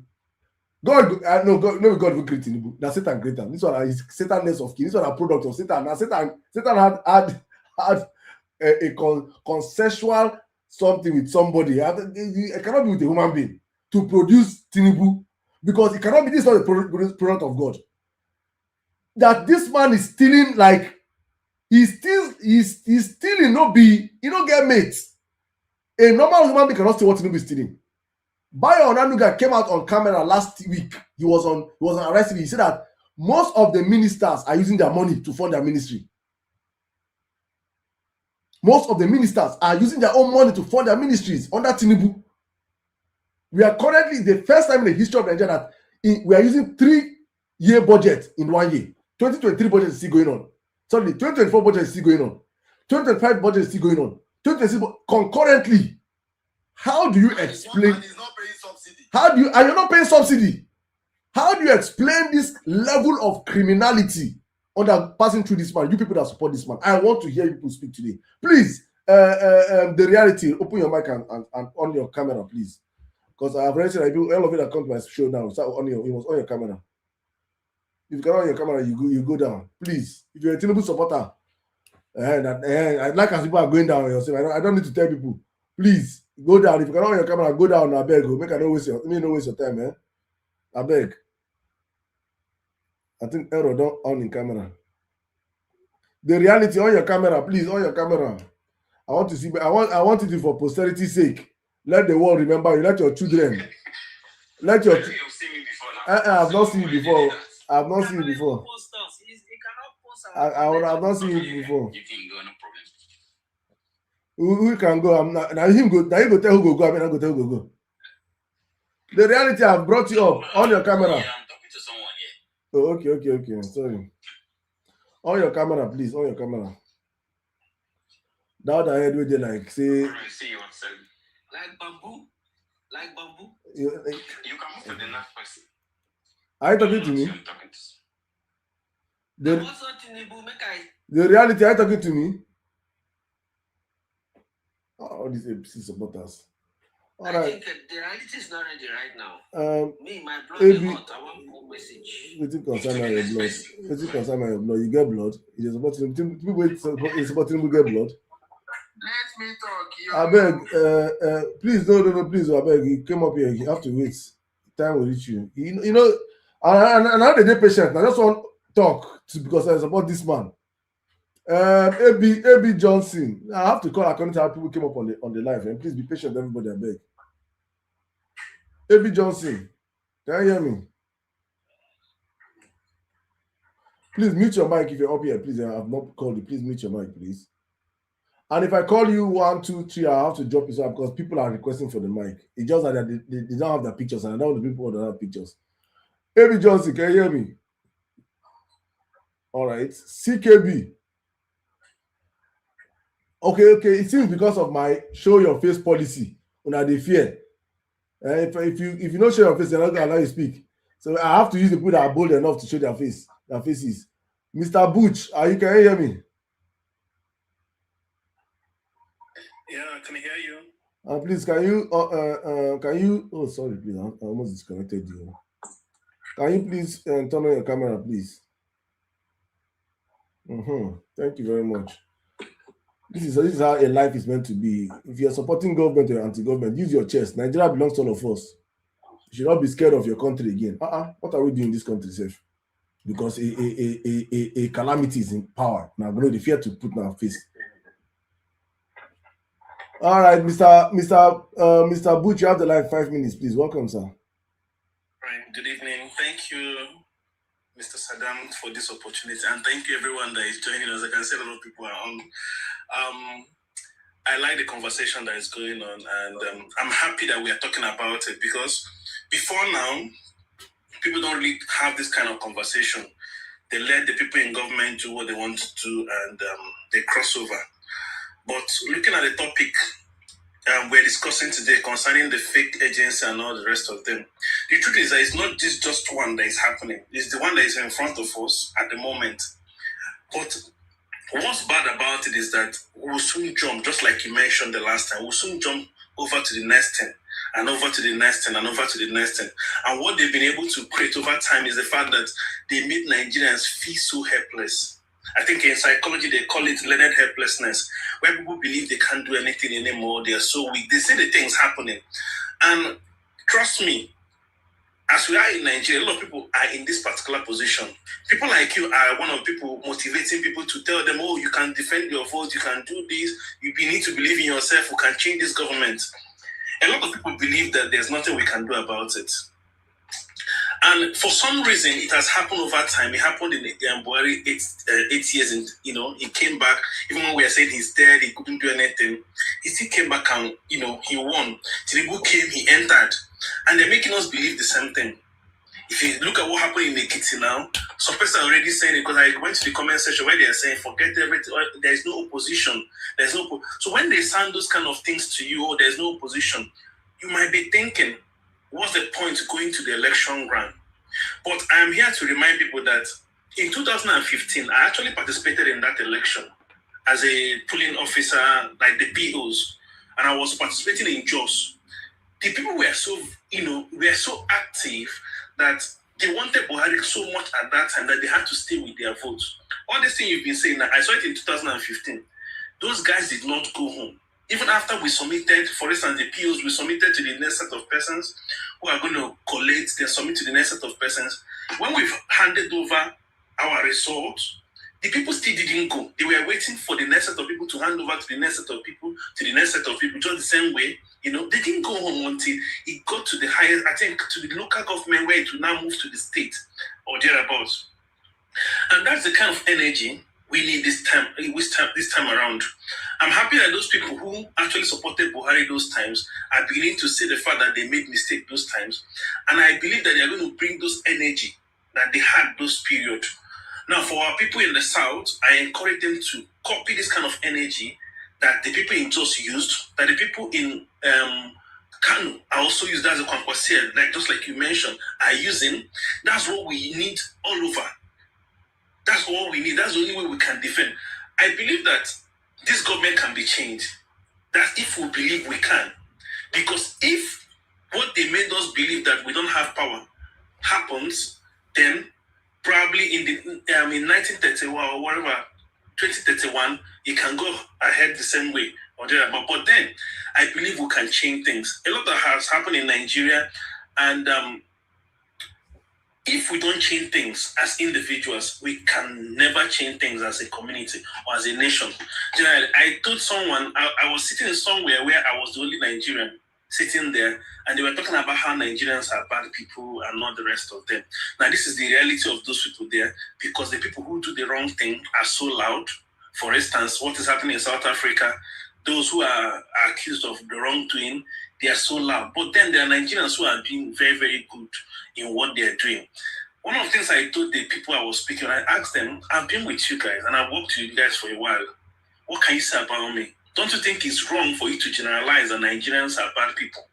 Then if you think I'm a good person, because they were trying to make exception, Buchi is not just you, we know that you're a good person. I said there are a lot of people like me all over in Nigeria, just that we don't know them. It's unfortunate that the government they're not representing us very well. In fact, people who are outside this country who like every other thing about Nigeria except the government. When they want to abuse us, they abuse us using the government because that's the only thing they hold against us. So all I'm going to say this evening is that we need to know the power we carry. Just like I said, in 2015, and then it's been happening in Kano over time. Let's go back to that model. Let's pick it up. Let's make sure that we change this government. For me, I believe that the only person that is saying what makes sense in this election is P2B. The reason is not because he's an Igbo man or because he's P2B as a person. The reason is because he's saying some of the things that make sense and is applicable all over the world. For instance, outside of Nigeria, people don't dash people money. And that's why you find people who are homeless. Now, but one of the things I found out is that those who are homeless, when they bounce up on their feet, they go back to work. They hardly beg. So if people find out that they can't steal, then they are forced to be productive. If people find out that people cannot dash them, I won't stop Nigerians from being kind, because we live in a country where we've been designed to help our neighbors, our family members, and all the rest. So that's in our nature. That's good. But then we need to also develop a place where we teach people that everybody needs to work. I remember sometime when I handled a particular project, a building in Nigeria, somebody came to me and was asking me that he knows that I'm going to buy a car. Oh, my time is up. After now, but let me finish up with this story. After now. And I said, why do you want me to buy a car? Someone just gave me a project to build a house. And I'm being honest. It was given to me because I was honest. And you expect me to buy a house. So if I'm able to buy a car from building one duplex, that means I must have used fake things to make sure I do that project. And that's what is happening in Nigeria. That people want to make money from the little assignment they are being given. I don't know if I make sense. So we need a strong man like P2B to come in and deal with the criminality we are talking about. And everybody wake up. Thank you very much. Thank you very much, Mr. Bush. Thank you very much. I agree with you. Under Bola Tinubu, every criminal that exists under the surface of the earth has a say or have a speech in Nigeria right now. Every criminal can talk right now. Even the ones that founded Boko Haram are speaking today. That's when you have it's very, very simple, right? People don't understand the power of the presidency and how it trickles down from the beginning to the end.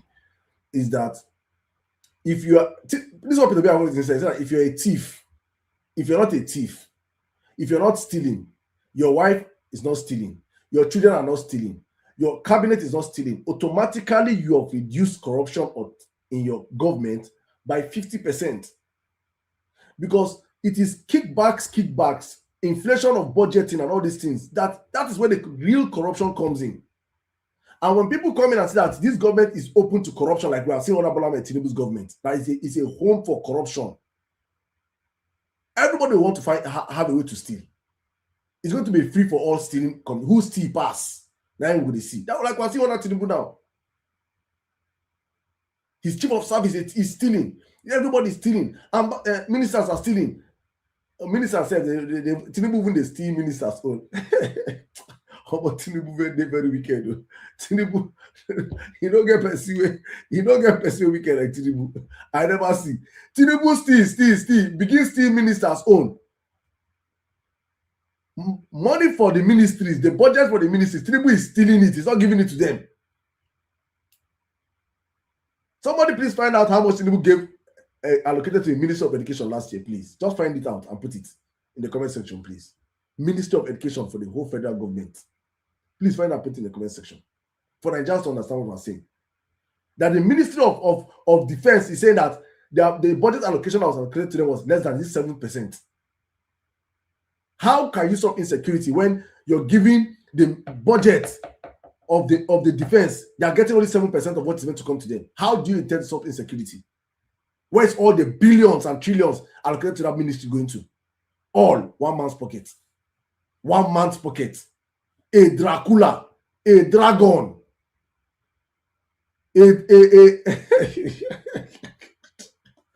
Oh, we don't know what to do ourselves to allow this man enter power. Nigerians don't know. We still don't know. We still don't know. Let us make a mistake and allow this man come back in 2027. Let's make that mistake. I just pray we make that mistake. We're not going to understand. We're not going to understand. Let me open up the mic. Let me bring in on better people. I beg. I don't want to hear that one speak to me now, please. I need better. My head. CKB. Yeah, now your stupidness did too much, brother. You don't get any wisdom for anything where you talk. If you get wisdom for that number for Tinubu, yours is apparent stupidity. Yeah. I'm not ready to hear that now, brother. CKB. You are as a serious human being. They ask you a question now. You say you are serious. CKB. There's no Machiavelli. CKB. Yeah, good evening. Can you hear me? I can hear you, please. Can you turn on your camera, please?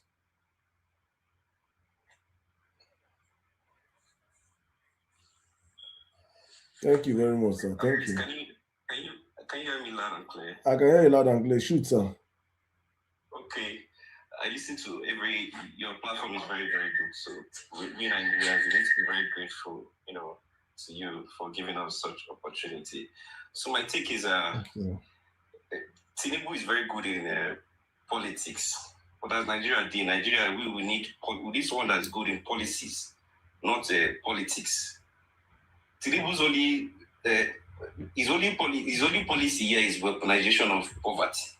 And every lane person in the country knows this very, very well. But I think the question we should be asking ourselves, because if we keep going back and forth, the question we should be asking ourselves is, how can we defeat this guy? Because the guy is very brilliant and he's very smart, and he's not willing to let go of the power. And we don't need someone that is ready to take the power away from him. Peter B is a very sound politician, but is he willing to take power from these guys? Because sometimes you have to be willing to fight debt. I don't know whether you're feeling me. You have to really be willing to fight dirty in order to take power from these guys, because these guys will do anything possible to stay there. Just a minute. Walex, I'm going to come to you next, please. But go on. Okay, see, on the eve of the election, they will pay everybody that is payable. Already, people are hungry in the land. People are eager to take any money, any peanut to do whatever. They need to survive. You understand? They will pay both the police, they will pay both the INEC staff, even the coppers. The coppers need money. Like in the previous election, in my polling unit, I think they had over 3,000 people willing to vote for Labour Party then. But you know that at the end of the day, the result was 67 for Labour Party. The result was 67 for Labour Party. I think PDP got it. I think the whole team was just biased. Police were just moving around. They did Wike's strategy of winning election is, whatever they do, he just sent his own people to go to the polling units. At the collection center, they change the whole results. Whatever they do in the polling units there, if stay there from 9 to 9, from morning to night, they will go to the to the collection center. They will change the whole results. Okay, CKB, please, sorry for interjecting you. Sorry, please. I'll cede you back your 2 minutes, 30 seconds. I want to ask you a question. You voted in Port Harcourt, right? Yes, I voted in Port Harcourt now. You voted in Port Harcourt. Yes. Which of the local governments? In Obiapo. Obiapo local government. Just in Obiapo. After that's where we came from. Exactly, I know because I have Obiapo polling unit results over 100 of them. Everybody knows that P2B won that election in Rivers State here. But if you go and check it, they just upturned everything. I want to ask you a question now. Because you cannot blame P2B that is voting in Anambra State or voting in... Yes, in Anambra, that's where you'll be voting from. You people that voted in Obiapo local government, okay. After voting in Obiapo local government, you people went home. No, people were there. I mean polling unit. I didn't say coalition center. After you people waited till they counted now. In the polling units. In the polling units, yes, I'm saying yes. How many people? My very good friend, I was running a situation room that day, so that's something that I have over 100 results from Obiakpo alone, different polling units. The INEC officials there, they frustrated the process. Exactly. So they willingly frustrated the process. You have to we have to understand that nobody's going to give you power. You have to understand that they are coming to frustrate the process. It is what you have to prepare your mind. And I'm not blaming anybody for 2023 elections. That's why I'm still speaking right now, because one thing I know is that we're all caught unaware. Many people were participating in the election for the first time. Many people were so anxious to see a PTB presidency. So it's their first time of saying, we'll go, let's go and support and vote. It's their first time of voting. Many people never understand how it means to participate in Nigerian elections. So many people, I said I ran a 72 hours, what they call it, 72 hours room across the country. We're having calls across the country. We had hotlines to all the militaries across the country. I had the people that I know me on X will tell this thing. We had 72 hours running all through 24 hours. People were live calling. When APC people came to attack people in Obiakpo, we sent the military to help them. I had all the hotlines for all the military across the country. All. You know there was a curfew on that day. Curfew or no curfew, it is. See, you can only implement what you want them to implement. Curfew is for people that want to obey curfew. There is what people fail to understand is the power of a crowd. I say this all the time. That Nigerians still don't understand the power of crowd. We have never done it before. It is not our. It's not. I won't say we have not. Some part of Nigerians do it. Some part do not do it. Southern part of Nigerians have not done it well. Some have done it, like Imo State have done it. I witnessed Imo State. I was on transit. I have a video on my post. I beg you, please, after this show, go and watch that video on my page. I want you to see how Kanu people follow their vote. You will see police escort. Police are the one that they called to rig their elections. When you see police see crowd, police will escort crowd. The problem with people in Obiakpo is that people voted and waited for after coalition, you now allow INEC to carry result and go. If you people had followed that 3,000 of you people follow that election to the coalition center. Do you know what is 3,000 people? Do you know the noise 3,000 people can create? 3,000 people. And the election results made about 67. About just 67. That's the problem. That's the problem. So if Wike himself had come to the coalition center, because that's what he did, he came there and they changed the results for him. If Wike had come to the coalition center and he saw 10,000 river people in front of the coalition center, Wike would not have had space to enter that place first. Shame, yes, fear will go catch him when you see 10,000 people shouting outside coalition center. He no go get mind past 10,000 people. How you want to take pass? That was the mistake we made across the country last elections. I keep telling people this thing. We have identified the mistakes. I'm not going to come and tell people that we should go to court after the next elections. It's still people that will go to court. I think the coalition centers are even the major, they are even the major concern. That is where the rigging happens now. That's where the rigging happens. The rigging does not happen in polling units. These people are smart enough. They already know. They say, people should go and vote. Allow them to go and vote. Don't allow them. Now, collection center will wait for them. Because the collection center is where you add 1 + 1, 2 + 2. And the problem is why they allow it is because when many Nigerians vote, we get tired and we now go home again. We don't go home again, sleep. Some people go to beer parlor and drink and say, we don't win, no, we don't win. You don't win waiting. Now, for middle of night, what do they do? But if Nigerians insist in their hundreds of thousands in the front of coalition, occupy every coalition center across the country, Tinubu they're not born any INEC chairman in any state that see 50,000 people. That is the only way we have outside. I'm not hiding it. That's our only way. But let me see your 2 minutes. Please go on. I give you 3 minutes. Go on, my brother. Well, that's what I had wanted to. Okay, that's what I wanted to just, I wanted to just to tap on that.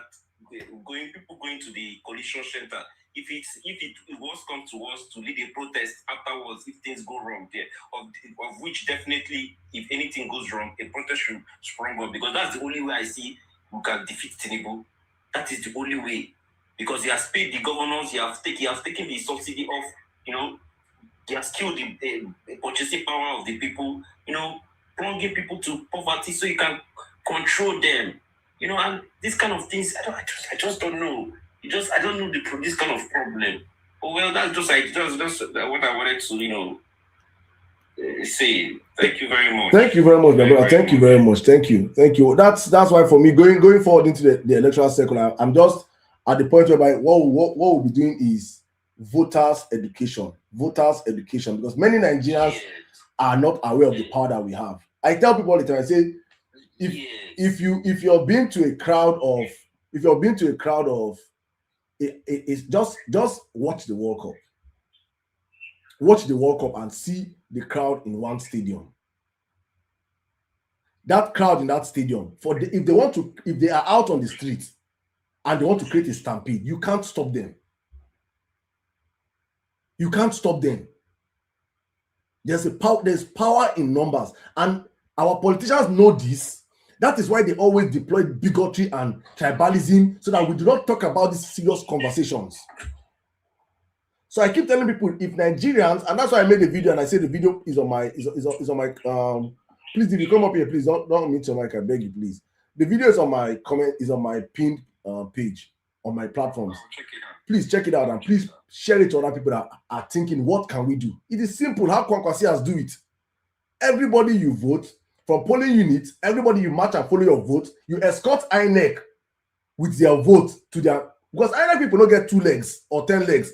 But how can you escort INEC when there is a curfew? There is no curfew for people that want to obey. How will INEC go back? Is curfew not affecting INEC? This INEC they move around with the security. How many security forces do you have in the country? It might not be much security, but they move around with the security back to their. And that's what I'm asking you. Let us be practical now. Let's be practical. Yes. How many policemen, how many military men, how many civil defense, how many DSS, how many SS? Give me an estimate of the numbers of those people you think we have in Nigeria. They are quite few. They don't have the numbers. So they don't have the numbers. if you know they don't have the numbers, they are banking. Let me tell you what Tinubu is banking on. Illiteracy of Nigerians, the fear factor, and propaganda. That is what Tinubu is banking on. Illiteracy of Nigerians, fear factor, and propaganda. Oh yeah, why do you think he's doing all these things he's doing to be getting governors? He's bringing money. All these things is a psychological warfare for Nigerians, so that we are defeated even before the battle itself. We don't have the security. If 3 million Nigerians say enough is enough today, if 3 million Nigerians say enough is enough today, they will pursue him out of Nigeria today. If 3 million Nigerians wake up and say, it don't do us, Tinubu will be on the next jet out of Nigeria. We don't have the security forces to hold it back. It doesn't, day. But they're banking on us not knowing these things I'm saying right now. If they will do everything to make sure that Nigerians don't get this information, because when you understand and say, oh, then people will not but look at other state elections. By-elections is different. Why do you think that they're doing Ekiti elections now? They will have to deploy police from Ogun State, from Ekiti State. They will have to deploy from other states to come and help. Because the police in that state alone cannot handle the elections. So in a general election like the presidential elections, every state will be busy. All the security apparatus will be busy in their states. They cannot come out and use it. So if it is now us, and remember also that these security people that you're talking about, they have families. Do you think the police are happy with Tinubu? Do you think the army are happy with Tinubu? But these people are zombies. They cannot act because the superior power ahead of them is directing them. If they see Nigerians stand up, they have no option. Because in the midst of those people that are protesting are their children, are their relatives, are their family members. It's not when people come out and protest with 50, 100 people, 200 people, and they tell them to go and disperse those people, they go fire on a tear gas time. Let them see tens of thousands of Nigerians on the street. I tell you, I said this, I say, people don't understand crowd. I've been in crowds, I know what I'm saying. If they give you RPG, as you rugged rich, take the highest amount of drugs. If they give you RPG and they tell you to face 10,000 people, you will drop the RPG and you run for your life. That thing that you say, gun. The man with the gun, the only thing that the man with the gun is scared of is crowd. You know when you see 1,000 people, you cannot do no. When you understand the power of crowd, that's why I keep preaching Nigerians, crowd, in our numbers, in our millions. That criminal in Aso, I said Tinubu that ran away during NSAS. Tinubu ran away from Lagos during NSAS. I think that man is not a coward. The biggest bullies are cowards. You think that man is a freaking coward. Don't make them feel like say he's a coward. Though he's a coward. He's a big coward. I don't fear that man one bit. I'm preaching for Nigerians here. Going forward, our taking back our country is in our hands. To pursue that man is in our hands. All right. Thank you very much, my brother. Thank you. Thank you. Let me bring in Tinubu's spokesperson. Head of horror.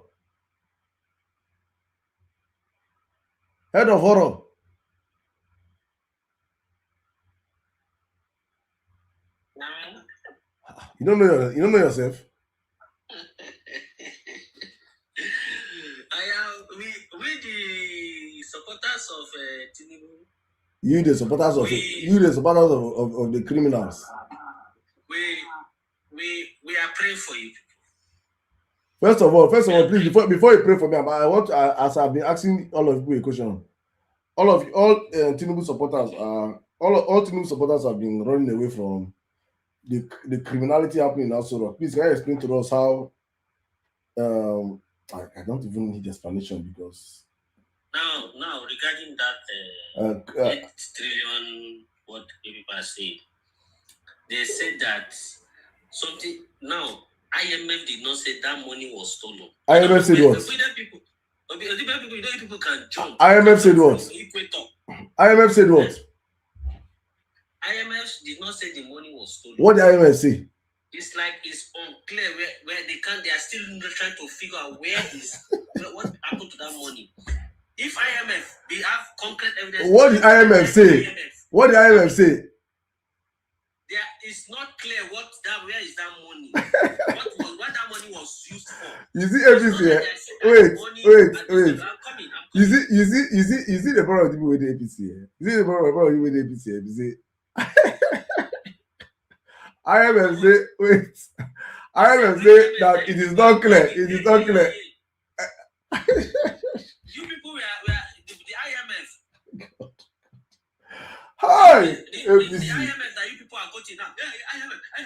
Please, IMF said what? IMF said what? What did IMF say? No, what did IMF say about the 8 point Dauda? What did IMF say about the 8.8 trillion naira that is missing on that Tinubu? You want me to read it? Let me browse it. I said they say it's not. They are not saying it was stolen. IMF too is monitoring our economy. I don't know why. What did they say now? What did they say? So I know I'm saying it. You don't want to accept my words. So I want to read the word that is there.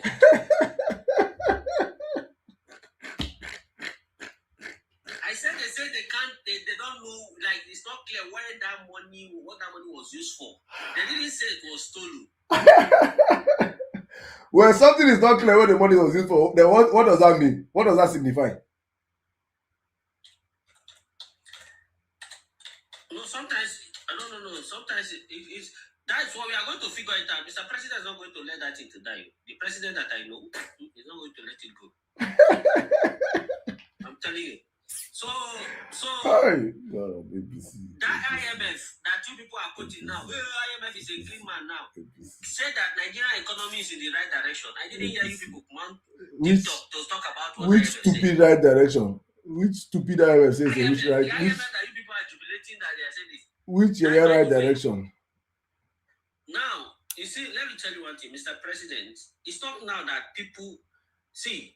When you go to appropriation, even Senate, it's not the first time in Nigeria, right from the time of even Jonathan. Senate too can, during appropriation, they can pad budgets. They can pad budget. But when it was that time, Goje and some other people they had to take them to court. Budget padding. right? So what I'm trying to say is that this is a crime that has been happening in Nigeria for long. Ministries, it's not only this kind of thing. They will put one budget, one project in different ministries. The same project, allocate money for them, and then maybe go and use the one in that ministry to carry out the project, and the other ministries will be claiming the same project. Now people are saying This kind of crime has been happening in Nigeria. We know that. People are trying to read what you browsed now. That thing you browsed. Are you allowing me? You're not allowing me. The issue first, Nigeria disclosed facts. Coming. MD brings read it out now. Why they read it? Read it out for your mind. Read it out. No. I'm trying to browse it, and you can see that. You're trying to browse what? Are you using T-Mobile? Are you using Globacom? They check their WhatsApp group. In the read what they see they fear them. You know what? The one they find the one who go just shooting to them. It's just that the network is not too good for the network in America is not too good. The federal government has been claimed that over 8.3. Read what IMF said. Don't tell me what Tinubu said. Read what IMF said.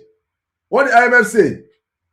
Go and open what IMF said about Tinubu's government and 6.6 billion. IMF is calling it shadow budgets. That's what they call it now. Which government? What does shadow government mean? Shadow budget means? That is spending outside. How do I put it? Outside the budget. Outside the budget. Now, what IMF is saying is not saying they stole the money. IMF is saying that money was spent outside the budget. Oh. That is IMF claim. IMF, Mr. Lukuluku, you never finish your own work. They come, they look for it, they know how to command. But Nigeria is saying there is nothing that is spent. You can see Nigerians, you trust IMF more than when IMF was saying Nigeria economy was on the right direction, you didn't trust IMF. Yeah. Now that IMF is saying what you like, IMF is a good person. But Nigeria as a country is saying that all those money were spent within the legal framework of Nigerian constitution. Budgetary approval. Spend on what? What? Spent on what? Saddam, I won't lie you. The capital project that Tinubu is embarking on across the roads. Name them. There is no government that will come in the future that will not appreciate it. Name them now. Name them. Name the projects. Sokoto Badagry Super Highway. Gombe Super Highway. Nasarawa Jos. Super. See, you have to talk about road. We have been singing song. That road is not good, yo. Waiting. Now they are opening. Is it easy to do? You know, even there's this economic professor in America. The money that we need, do you know how much borrowing we need to meet up with our infrastructure deficit? The borrowing that we need, we are not even going near it. Dauda, pause. Let me help you. Pause. You're giving my time back. Pause. I want to help you. And when I say I want to help you, is because what I want to say right now, you don't need. Chinese government built 16,000 kilometers of rural road. So when you hear rural road, it means it's passing through different terrains, through the mountains, through swampy areas, through this and through that. 16,000 kilometers of rural roads were built and rehabilitated by the Chinese government to the tune of $12.1 billion in the space of 4 months. 4 months. In 4 months, they did that shit. 16,000 kilometers. Your coastal road is 700 kilometers, not up to 0.01% of what Chinese government did. And you're spending 11-point-something billion for coastal road in a 700-kilometer road. That is not 10 lanes, oh. That is just 4 lanes. Or highest, maybe, yes, 4-lane road. 9 months they build. You're spending. What did Chinese do with 16,000 roads? What did you say Chinese did? Chinese government built, I did not say do, they built 16,000 kilometers of rural roads in China in 4 months for 12 point something billion US dollars. Okay, let me tell you what Chinese did. Oh my And goodness. they started it at the same Hold time. on, Mr. Man. They started it at the same time. Hold Tinubu on. started his route. My brother, Chinese newly built or renovated. Oga, Best of all, Oga, do you know? Oga, what did you hear me say? What did you hear me say? What did you hear me say? I said built and rehabilitated 16,000 kilometers of road. Let us even assume that in 16,000 kilometers of road that Chinese renovated 13,000 kilometers of road. Let's say 13,000. Then let's give them 30. I want to think like people in ABC now. Let's say that they renovated 13,000 kilometers. Then 16, it's 16 they say. But renovated. Now you heard built and renovated. So I want to give you now that the majority that they did was renovation, right? In how people think. Then let's say 3,000 is what they built. They built 3,000 kilometers of road in 4 months.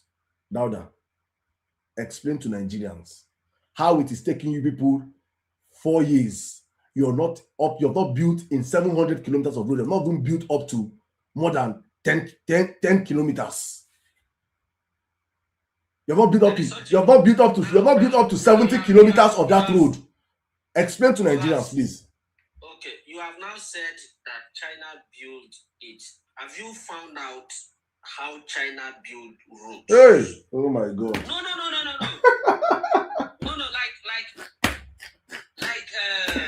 Why China built roads in hours? Have you found out why China built roads in hours? No. We have to break this down very well. Please, please. They are beginning to wow. We didn't know. Dauda, educate us on why China built roads fast. That's why I'm taking you to now.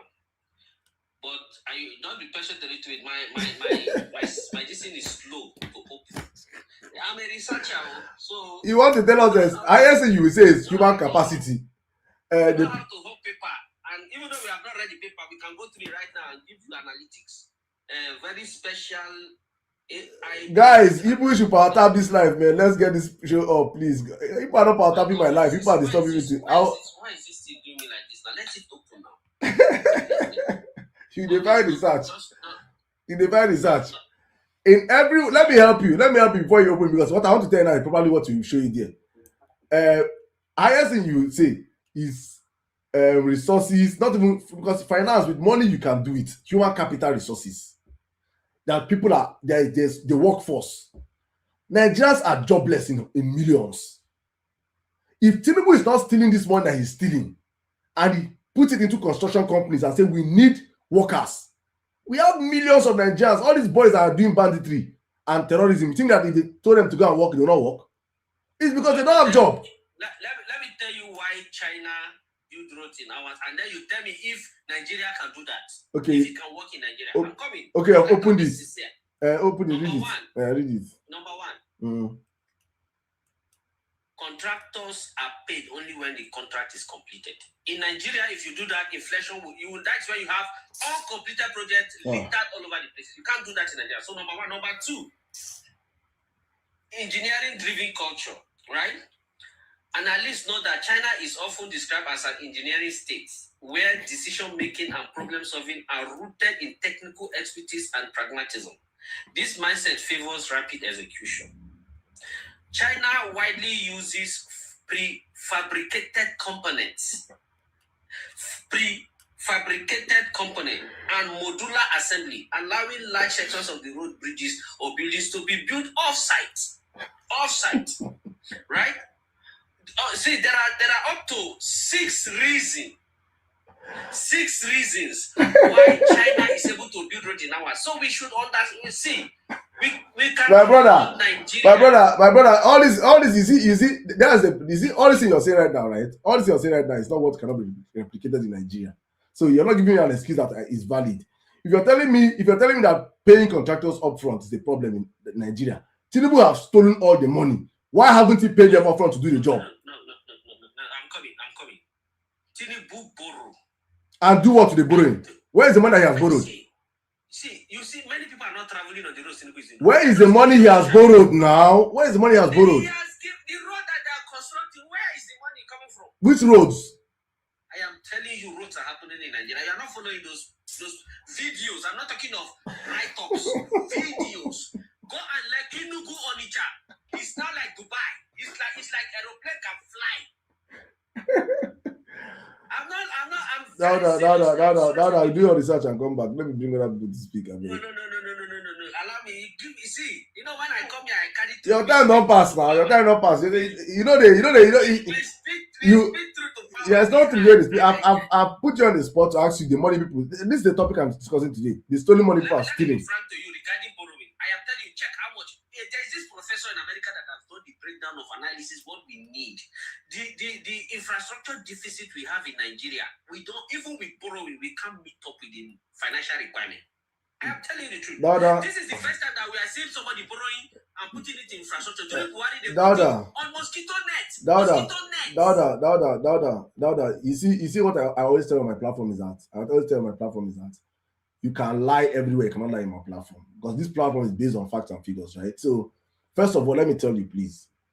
Tinubu is borrowing the money to loot. No. He's not. There's no. Name for us one 30-kilometer road Tinubu has built as federal government in 3 years. Name one 30-kilometer road Tinubu has built as a federal government in 3 years. Name it. You know how many road super highways that are under construction right now in Nigeria? My brother, let me say, do you know? I asked you now to name them. Now name it. Kilometers, right? If you take one lane. Let's say it's a 10 kilometer. Let's for instance. Do you know? Let's say one lane, 20 kilometers. Dauda, it's okay. How many kilometers? Dauda, name it. I asked you to name it. You cannot name. The first section of the coastal highway was 20 kilometers. How many lanes? 8 lanes. Of what? Of the coastal highway. Is from where to where? 20 kilometers. First commission section. Which 20 kilometers? So if you are going to take the 20 kilometers of each lane and multiply it by the number of lanes, then you understand what kind of why the work is going. We need to understand APC are substandard this year. Nigerians don't follow things. APC. We carry things superficial. I don't need. Make I bring other speaker. I beg. I know they marry you. Make I bring other people. I'll come back to you. I beg. God. What example? Arrow 404. Please unmute your mic and show on your video. APC. Okay. Can you hear me? Yeah, on your camera, sir. Turn on your camera. So I'm just gonna say is I'm gonna have to drop because you notice I've been going off and on. I've been trying to work on my camera, but for some reason it won't let me. No, let me. So, okay. Oh, sorry. No. No problem. Speak. I don't think you're amassed enough followers to turn your camera on. Yeah. So it won't let me. I keep trying it. All right. So first things first. Thank you for letting me on your live. I currently reside here in the United States. I'm not an APC supporter, neither am I a Liberal Party supporter, right? I don't have a skin in the game. I don't even have a PVC. Then what are you doing here now? Yeah. So I will tell you what I'm doing here. So a friend of mine that follows you sent me a live, and I was listening into the conversation, and a lot of people had pretty much a lot of good things to say. Some people had criticisms, and some people were passionate. Now, the reason why when I was putting my comments in the comment section, a lot of people would interpret it for being an APC supporter is because what I've understood with Nigerian politics is if you do not, agree with somebody in the entirety, they just label you an APC supporter. And I realized that it's one of the downfalls of what the opposition is trying to achieve because you can't necessarily be reacting to everybody in that manner and expecting that they are going to join into your coalition. So initially, when in 2023, during the election period, I was a staunch believer in Peter Obi. I still believe in Peter Obi as an individual, but what I've realized is a lot of his supporters has become really toxic and they've really damaged a lot of things that would help him in a re-election bid. So here's the reason why I say so, right? Personally, for me, I'm Yoruba by tribe, and for some reason, when people want to have a debate with me on Nigerian politics, the moment they realize I'm Yoruba, they just automatically believe I voted for Tinubu and start insulting me, right? And I realized just watching the live, a lot of people are throwing insults, abuses, and there's a saying that once you start evolving into insults and abuses during the conversation, it's either the person is getting overly emotional or it's a sign of low IQ, right? I always believe in having conversations where we can agree to disagree, make our points known without having to shout down each other or insult the other person. Now, for a lot of things that you have said personally, I've listened to a lot of criticisms you have. I've even been looking on my computer. They talk about the 8.8 trillion. There is no way Dowda could have defended that because obviously monies that are outside of the budget, you can account for them. So those are what we call misappropriation. That is straightforward. There is no defending that, right? But also in having that same conversation, Dowda was trying to express some projects that he believes are already ongoing or probably completed, which I also looked up on my computer and I could find some of them also. So I think the biggest issue going on right now with please, my brother, sorry for interjecting you. Please name the projects that have been completed, please. Okay, well, this is one of the ones I saw him put on here. The OSEX, I think some Southern Expressway in Abuja. There is a lot of them are actually ongoing also. So, like I was saying, so some of these things, I think, rather than us just shouting each other down or making each other look as if we're so incompetent in the conversation, we just have to listen to each other. For me personally, I appreciate what you're doing, right? The only thing is I had disagreement with somebody on your live earlier who was up there saying he's going to kill this person, he's going to kill that person, if you swear for this person, go punish your papa. At the end of the day, that does not get you what you want. You understand? It doesn't. And that doesn't also actually translate to votes on the ground. And I can bet my money on it. A lot of people online here don't even have voters card just like me, right? But they engage in all these, insults and bashing. It doesn't work that way.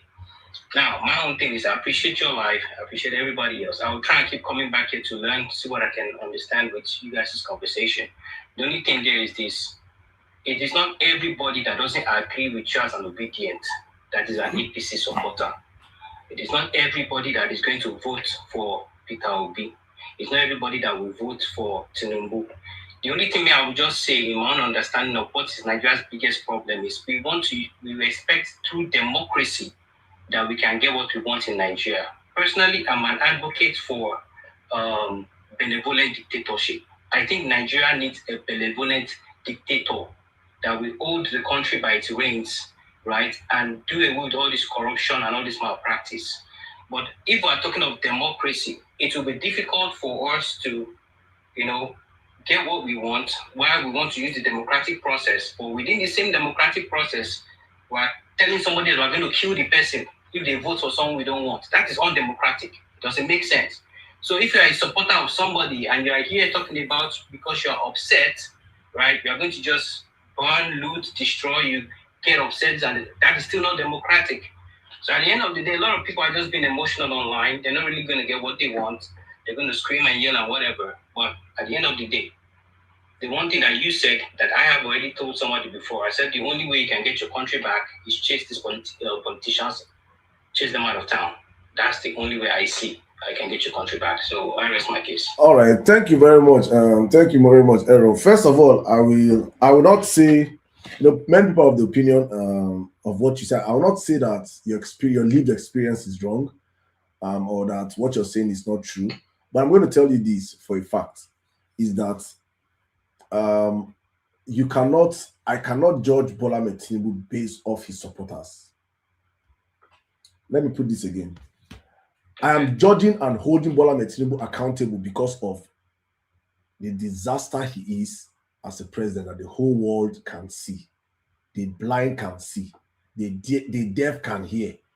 The dumb, if they have the opportunity, they will scream at the top of their voices how much of a calamity Bola Ahmed Tinubu is. And I asked you a question here and I said, name the projects that have been completed. There is none to show. In 3 years, you're in America.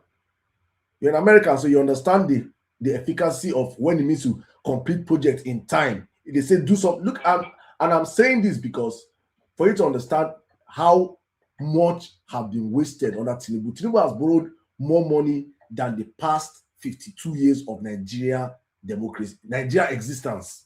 In 3 years, he has borrowed more with nothing to show for it.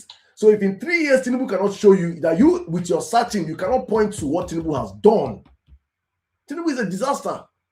And the idea of saying people are emotional, why shouldn't Nigerians be emotional when we are passing through the worst period ever in our lives? When children are currently in the forest. Why shouldn't Nigerians be emotional whereby, as we are speaking right now, the country is unsafe? People cannot afford to eat. People are hungry.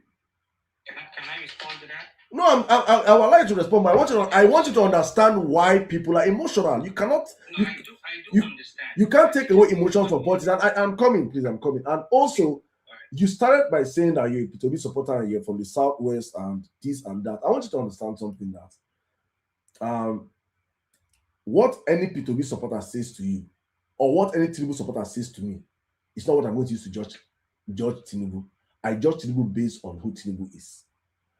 You cannot support P2B and say you're not supporting P2B because how his obedient supporters are doing this or that. Obedient they don't speak for P2B. P2B speak for himself. He's going out and out said he's. I will. You have to hear me, then you respond. So just take everything now. You see that you're not being emotional. So we are all emotional beings. Then calm down and get all I'm saying. Then I'll give you a chance to respond, because honestly speaking, people might have different ways to speak. Might have things to have to say about you, but I'm honestly following you from that you have a sincere heart. That's how I look at people. I weigh people from being on the part of, okay, this guy is sincere. Let's have this conversation. Then hopefully in the cover of the conversation, we can probably expose it as a bias or something, right? Mm-hmm. So I'm looking at you from that angle. Say yes, true. I know people that I have some Southwest friends are like, no, there's toxicity here, and that's why I'm no longer going to support. I have people that think that way. When I ask him, I say, did P2B for one day insult you? Did P2B for one day talk down on you? If people that are supporting him, or people that claim or assume to support him, which you don't know, because right now, that's why I say I want everybody to on their camera so I can be knowing their face. Yeah, I understand. I'm not a coward not to turn on my camera. No, I'm not. You're different. I gave the opportunity, and I know that you can turn on the camera because that's what I'm telling. Because I can open my, I can create a burner account now, and I'll name myself. I'll name myself Obi First Son, and I'm a Tinubu supporter, and I come out and I'm insulting you. Is that P2B insulting you? You should know that social media can be engineered. Conversation on social media could be engineered. So you cannot, if in the smartness that I believe you have, you should know that you cannot judge people's conversation, a candidate, based on the conversation of their supporters. You judge them based on what they themselves have said and they have done. That's how you hold people accountable. You not hold me for the sins of my brother or my wife or my friend. No, hold me accountable for my own sins. And that's how we begin to judge people as men. But let me allow you to respond to that before I run to the next speaker. Okay, I appreciate you. So, you made some salient points about not judging the candidate by their supporters, but unfortunately, it is inevitable. It's going to always happen, right? What you're saying is very fantastic on paper, but remember, you told me just not too long ago about why people are emotional, right? Why people are feeling the way they are feeling. But guess what? Also, you also have to remember the same people that are being insulted and dropped to the mud, they also have feelings too. So emotionally, they can also react or respond emotionally and say, you know what, I don't want to be under this tent with these kinds of people or this kind of individuals if I'm going to have to be together with them for the sake of one person. So no matter how you look at it, in reality, but you're still going back. Hold on. No, let me. I will allow you to go on, right? Okay, please go on. For you as a person, you have your right to say, you know what, I'm not going to judge an individual by his supporters. Yes, fantastic. But guess what? We're talking about politics and we're talking about millions of people, and you're expecting a large tent to get as much votes as you want. But the honest truth is, not everybody's going to think like you. Right? That is one of the things there. And in playing politics, if you want to have a white tent, you have to find a way to reach across the aisle to bring people in. So now the problem is this: as somebody that is running a campaign, if I am running a campaign, right, my campaign should be such that the individuals that will be my spokespersons or people representing me or people speaking on my behalf or people that even want to, how would I say it now, emulate me. Because guess what? I hardly see a lot of these supporters represent Peter Obi for the kind of person he is. You don't see Peter Obi insulting people. You don't see Peter Obi going there being disruptive. You don't see him doing all those stuff. But you expect those his followers that are supposed to replicate such a behavior so they can get other people. This is what made Peter Obi a household name that everybody wanted to join. So let's. Reality doesn't always play out the way you expect. Okay, I agree with you, but I'm asking you now, which of his supporters can you that is famous as a P2B supporter that you can point and say, I've come out to insult you? That is famous. Yes. Obviously, you're not going to talk about the famous ones now. Then you then who which of P2B supporter insulted you? Now, this is what let's play a little like example now with your life. You have a couple of people in the comment section. Are you going to tell me that it is guaranteed that every last person in this comment section insulting me and non-Peter Obi supporters pretend to be Peter Obi supporters? How can we verify it? That's the point. So guess what? Except how would I say now, Peter Obi or the how would I say now, the party has a way of making sure that there is a coalition of people that can always reach out to others, making them understand that this is what we stand for. These are not the these other people speaking are not what we stand for. How do we know? We do not know. But guess what? It is very pertinent because as soon as that election was lost in 2023, if you look at the politics of Nigeria, everything just changed. The moment you are a Yoruba person, you are anti-Nigeria. You must have voted Tinubu. I'm like, I didn't even vote in the election. And I've had conversations with Peter Obi supporters on this same live on Instagram, like face to face, where we see each other. The insults, the somebody even sent me a post yesterday. I asked. That's what I'm asking. You see, my brother. This one is a non-Peter Obi that I know. The guy sent me a post yesterday of Adeboye, and he tagged it with all Yorubas are tribal bigots. I say people have started again. Yes, see, any Yoruba person is not a. Why are they? I don't know if you're getting the point. Error. Let me help. Let me tell you something, right? Let me tell you something. I have been doing this for the past six years now, or thereabout. I've been hosting lives, probably not on TikTok or from X. If there's something I can tell you is that there's nothing you're saying now that I've not heard back to back before. Everything here is I've seen this scenario back to back. It's not new to me. What I want you to understand and what I'm saying is that there's a reason why the voting age starts from 18 years. Mm-hmm. That you are able to take account and you're responsible for your votes.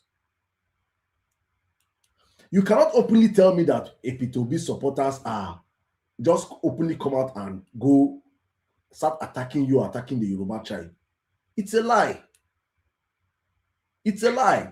Something. No. I'm coming. Events. Even in your comment section yourself, they are a few days doing the exact same thing I'm talking about. No, you should be. No, you should be as an adult. As an adult, you should be ready for pushbacks. It is what you should expect. I believe you should be able to hold a respectful conversation. No, my brother. No. You cannot. Exactly. Error.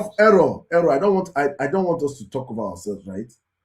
I understand that in politics, there are different. As long as you're above 18, low IQ, mid IQ, high IQ, no IQ, you are eligible to vote. Exactly. And I also understand and I know that P2B supporters is made up of low IQ people, high IQ people, mid IQ people, and no IQ people also. I know that. Mm-hmm. And that is how it is across the board. In fact, my own is that APC own is that everybody supporting APC are people that are made up of no IQ. Okay. There's somebody with high IQ that's supporting APC. That one is, I've verified that one is facts. But I can tell you with my chest that I know that P2B have people that are supporting him that have low IQ and in fact no IQ. But I cannot judge these candidates because of their supporters.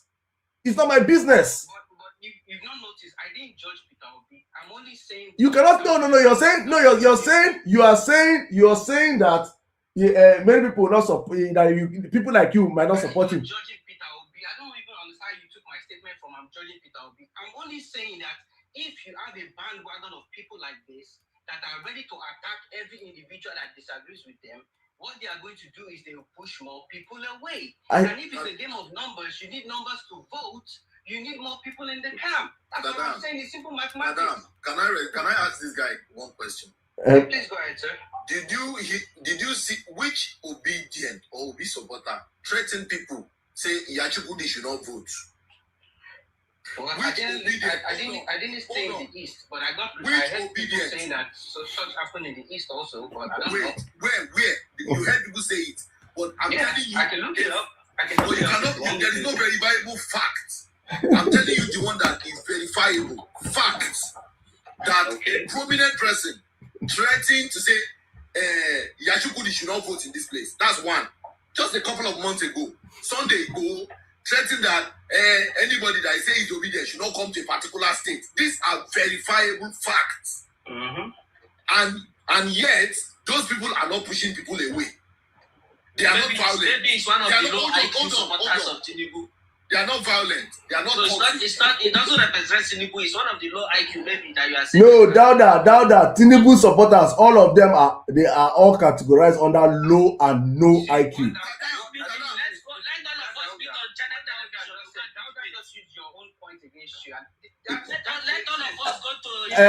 No, wait. Let me meet all of you. Wait. I'm coming. And now, please, I have to move your mic. Can you people please just off your mic, please, guys? Please mute your mic. I beg. Let's not turn it to a market, please. I beg. Please, I want to say this again in case I was not heard right. I'm going to pass the mic right now to the next speaker. Please, guys, patient with me. I said, and quote me anywhere, Tinubu supporters are made up of two kinds of IQ people. No IQ, no IQ, and low IQ. LOWIQ, low and no IQ. And I'm saying that I know that P2B supporters are made up of also low IQ, no IQ, high IQ, and mid IQ. So when low IQ jam low IQ, they get basbos. And that is what you're getting right now. Because when APC people that are all bunch of bigots come on my life like this, all they put is bigotry. The P2B supporters that have low IQ, we jam them in their bigotry angle. In the battle of low IQ, Dauda and Co go attack. If Dauda attack, I will go bring our own low IQ person from Obi camp. We'll go attack Dauda. He become basbos. But you can never have a Tinubu supporter discussing intellectual conversations like this. They all run away from it. So you can't say a high IQ person in Tinubu's camp. They are all, I say it all the time, that Tinubu is the most intelligent person in his camp. And Tinubu has low IQ. If Tinubu that has low IQ is the most intelligent in his camp, now think of the people that are supporting him and people around him. It's made up of low and no IQ people. And these are facts. That his presence doesn't change the fact that his IQ is low. That you can employ thugs and steal ballot and bribe your way to election doesn't make you smart. Anybody can do that. Smartness is when you're giving billions and trillions to change a country and you destroy the country. If you can change the country, then you're a smart politician. But when you collect all this allocation, borrow all these trillions, and you're destroying the country, you show that you're dumb. Because you can actually steal and still develop the country. That's the unfortunate truth.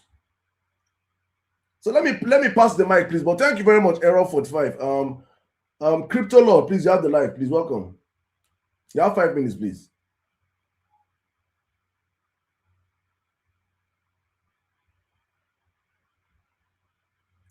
Crypto Lord, can you hear me?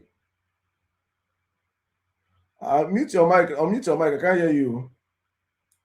Unmute. Okay. Can you hear me? Yeah, I can hear you all day. 5 minutes now. Welcome. Okay, thank you. First of all, I want to really appreciate you for the good thing you are doing. I've been following you right from X. Yeah. You're actually doing a great job. Okay, quick one. I want to come out from this angle just to, to talk to ourselves that what we really need to do as a people in Nigeria, right, is to, because one thing these guys make us to understand is our vote doesn't count. That's what they made us to believe. But the fact still remains our vote counts. If our vote doesn't count, they won't go all out, buying votes. Our vote counts. And that's the fact. They want, they make us to believe that your vote doesn't count, but your vote counts. If it doesn't count, they won't go all out, to buy people's voters card and the likes. So we need to go all out, go out massively, cast our votes, and also, stand on our votes. Not just you vote, then you go back home. That's rubbish. We'll vote and we'll stand. We'll go out all massively. And that's the fact. There's no. I understood something from what you said earlier, the power of crowd, and that's the fact. These guys, they think they are smart and they know that, crowd matters. When we go out, we cast our vote, we must stand to know, my vote, this is my vote, and I've voted, and I'll make sure my vote is counted. Follow it all down, all through. And that's the fact. They make us to believe your vote doesn't count. It counts. So let us go out, get our voters card, talk to people, right? All of us, you have our voters card, and from down to the grassroots, because the fact still remains, most people on the internet, most of them don't have voters card. So we should need to go down to the grassroots to let them know what we are propagating here too. They should know what is happening, right? So is because the way the country is going, man, is crazy. It's crazy. Tinubu and his camp, they only have 3 points agenda. They came to steal, kill, and destroy. Nothing more. They came to steal, kill, and destroy. And is becoming unbecoming. So it's high time we held the bull by the horn and we go all out and we'll make sure we get back our country. Nigeria is ours. Nigeria is ours. We shouldn't let these old criminals to deprive us of our entitlement. Nigeria is our country. Sometimes I sit and I cry. Right? I cry because recently I got Wi-Fi for my dad. So I said, let me do subscription for him. I did 20,000 on MTN. Only to discover it didn't take this old man up to 4 days. And I'm like, who does that? That's crazy. 4 days, 20,000. And I'm like, man, this is crazy. You can't walk into any Nigerian banks and you can use their free Wi-Fi, or go into a public library to use a Wi-Fi. Who does that? All this is all these our entitlements. The way Nigeria is now, which all banks, if you walk into the bank, you should use their Wi-Fi. Why is your money there if they can't even give you Wi-Fi? What are we saying? The least the bank should do is to allow the customers to have free access to their Wi-Fi. What's there? Even some staff in the banks don't even have access to the Wi-Fi. So what are we saying? So it's high time we took back our country, and that's the fact. 2027, let's make sure we go all out. I told my parents, was it few weeks back, because I have my voter's card. The last election, I flew back to Nigeria, I casted my vote. That's to tell you how passionate I am for my country. If my country is doing well, I won't be here. And that's a fact. So I beg all of us, because sometimes some people will say, it's because you know the Nigeria now.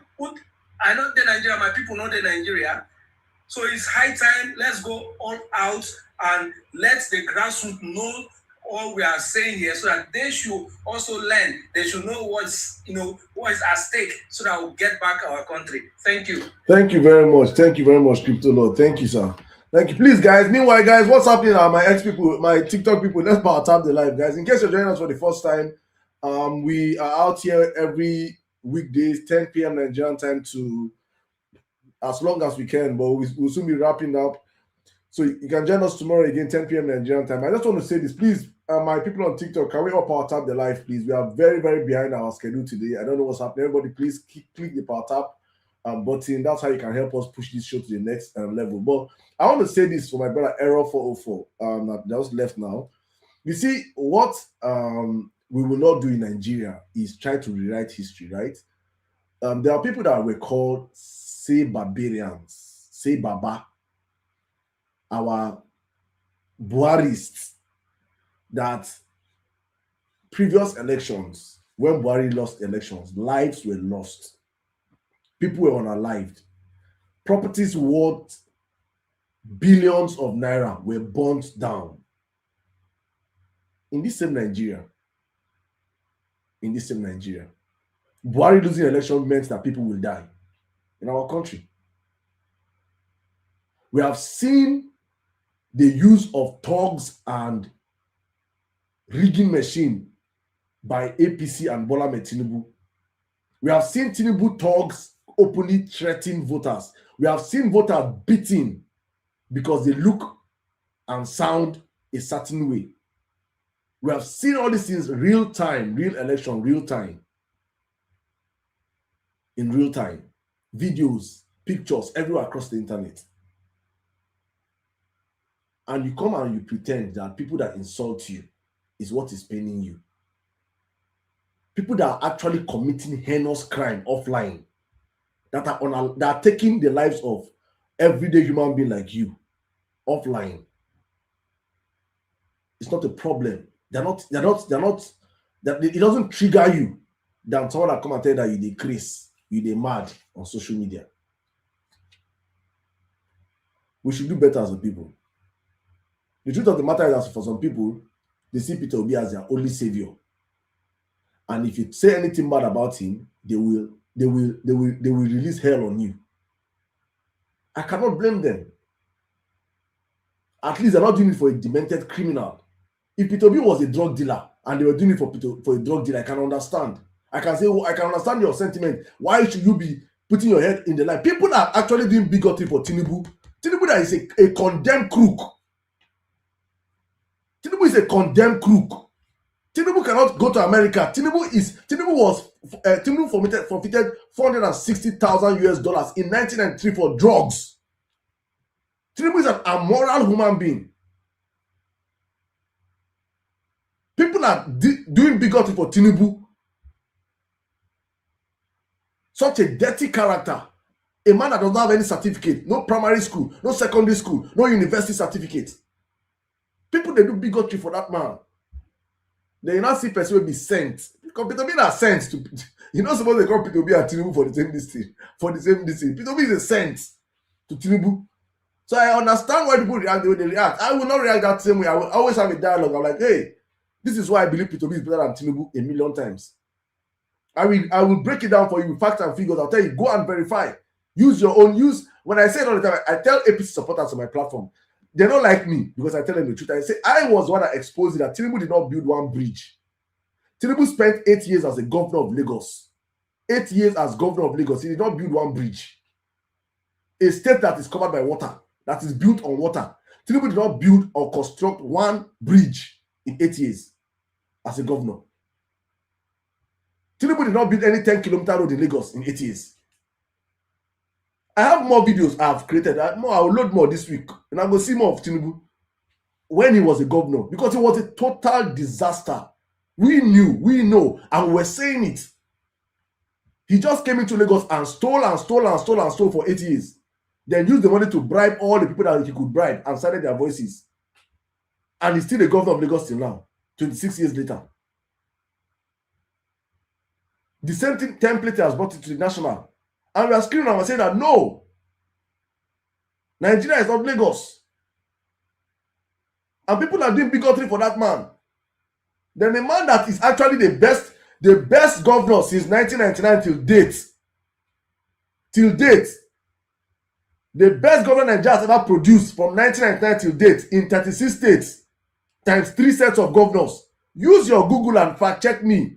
Use any AI tool. Use ChatGPT. Use Gemini. Use Grok. Use Cloud. Use anything and fact check me. The best governor in Nigeria since 1999 till date is Mr. Peter Obi in all sectors. Fact check me and say I'm lying. And I'm supporting that man with my chest because of what he did. But you're supporting Tinubu because he's a bigot. Because you're because of bigotry. Because how can you openly support a thief?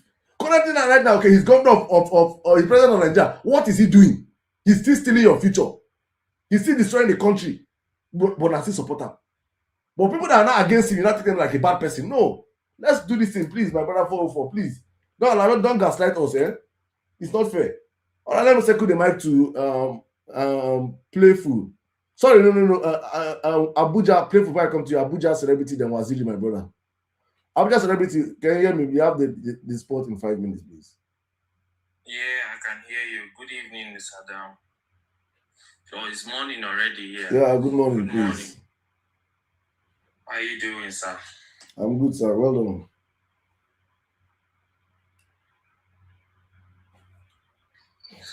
Thank you, everyone. I appreciate everyone on this live, and God bless everything you are doing. You are doing a great job. I've always, every evening, if I miss this live, I feel like I'm coming back. Most of the times, people that speak on this live, I meet them outside, the ones that lives around here. I see them outside. I get to speak with them and all of that. There's something I want to say today. Is 2 things. Number 1, with the way Tinubu government is right now, if Tinubu has if Peter Obi has a skeleton in his cupboard, he would have been jailed. We won't have seen him again at all. Because number 1, they can't hold him accountable to anything like this is what it is that is wrong. That is why you see him walking freely. Then another thing I want to talk about is people that are supporting Peter Obi. I want to explain it to them that some of us that are supporting Peter Obi, we are not supporting Peter Obi because we felt like he's going to do the magic overnight. One of the best reasons I'm supporting Peter Obi is because if he can come there, he will be able to put laws in place that will give us the people the power to be able to decide the state of Nigeria in future to come, in real time to come, which is very important to every Nigerian, whether you are in diaspora, whether you are in Nigeria. If today Tinubu leave that seat, bet it, take it or leave it, we will have the leverage to vote out anybody that will come before and after. Because number 1, laws will be put into place. Things that we don't have right to, all this on their minded, they are singing in the House of Assembly will not be like that. Everybody's right will be respected. And it's very important that these laws are put into place to be able to give the people the power. It's not all about all these people are stealing this money. The earnings of sales in the market is bad, poor. You won't even see any buyer. Buyers coming, people are crashing down price because they barely sells out because buyers are nowhere to be found. And you are telling me, I'm still young and I understand how I've been doing small business for a while. But the state of business in Nigeria right now, you can't compare it even to the time of Buhari. You can't compare it. And now we are here and somebody will be somewhere just because of what you are gaining. And you will tell me people are being kidnapped, killed on every day in this country, and you still believe that this government is okay. Where are they taking us? Where exactly are they taking us? Are they taking us to a promised land, or are they taking us to go and murder the rest and everyone that lives in Nigeria? How can people be this wicked? Look, go to the road today. How many, some of them that are here, how many people in this era that we are now in Nigeria, people that comes to your DM to beg on a daily basis? It's not like that before. Why do you think it's like that? If things are working properly, people that comes to your DM, it's not like that before. And we are here, people, somebody will stand in his house, in wherever you are supporting this particular government with the suffering that Nigerians are suffering, killings going on, people, children are being adopted. This is the worst of it all. And it's now a normal thing in the country. And somebody will now stay and tell me that the country is okay. But God will help us, and I believe that everything you are doing, that's why I'm so grateful to God for having people like you speak out and let people understand the situation of things in Nigeria. You can't defend Tinubu government and not look stupid. It's just the fact. Thank you. No matter how intelligent you are, you can't defend this particular government and not look stupid. We pray that the right person comes in and put laws in place for us to be able to vote out the wrong ones and screen them out completely so that this country can grow forward. Thank you and God bless you. Thank you, my brother, Abuja Celebrity Program. Thank you so much, my brother. Thank you. Wonderful submission there. You know, there is this common WhatsApp news from APC supporters. Hold your local government chairman accountable. Hold your state governor accountable. This is their normal way. They see that they are dragging the calamity in Abuja. They tell you, hold this thing. There's one in the comment section now doing the same thing. Government, my brother, we have passed that stage. We are going to hold Tinubu accountable. Tinubu is who is giving money to the local government and to the governors. If we hold Tinubu accountable, he will hold them accountable. We're not in charge of EFCC. We're not in charge of ICPC. We're not in charge of the police or the military. We're not the commander of the Federal Republic of Nigeria. How do they call it? GCFR. Tinubu is the one. You people always want to absorb that disaster, that calamity from his duties. Over 40-something children and staff were kidnapped over 60 days ago in Oyo State. Tinubu has not called the governor of that state. So how should we can hold Oyo State Oyo State governor accountable? Tinubu has not called the governor and said, guy, how far? What is the object of those children? You're supporting such a demented man that has nothing upstairs. So Oyo people should go and pursue Sheyi, or the man that is in Aso Rock that would have called Sheyi and said, what do you need? What can we do? These are low-hanging fruits of what a man can do in governance. But you people support this man without anything upstairs in your brains. He will still not call Sheyi tomorrow. He will not still call him. But you want to come and be slaving and tell us to go and hold your governors accountable, hold your local government chairman accountable. You put that what in I pity people, honestly speaking. I don't, at this point in time, people cannot be saved. It's unfortunate. My brother, the Waziri, welcome, please.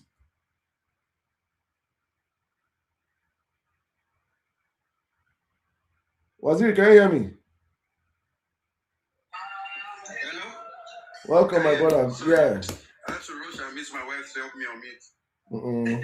Thank you. Let me go back inside. Emir Sirdam, thank you. Come, go. Come, Daddy's coming. Daddy's busy. I'm coming. Yeah, go and meet mommy. Mommy, give me go meet me. So, Emir Sirdam, good evening, everybody. Emir Sirdam, I didn't want to come up, but I came up because there's a point I need to prove about people who play this card of they are abusing me. Because they are abusing me, I will not support Mr. Peter Obi again. And yet you see this kind of people, they claim that they are matured. See, I'm not attacking the guy that came to speak. I've been hearing this narrative.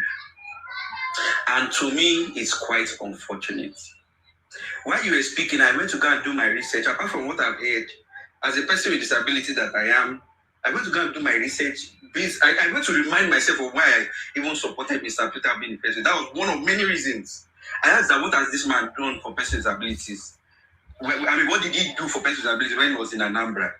And that time I said AI was not even popular. Now we can check it again. AI now broke it down. Emir Sirdam, you need to go and check it. You know, sickles. I open my mouth like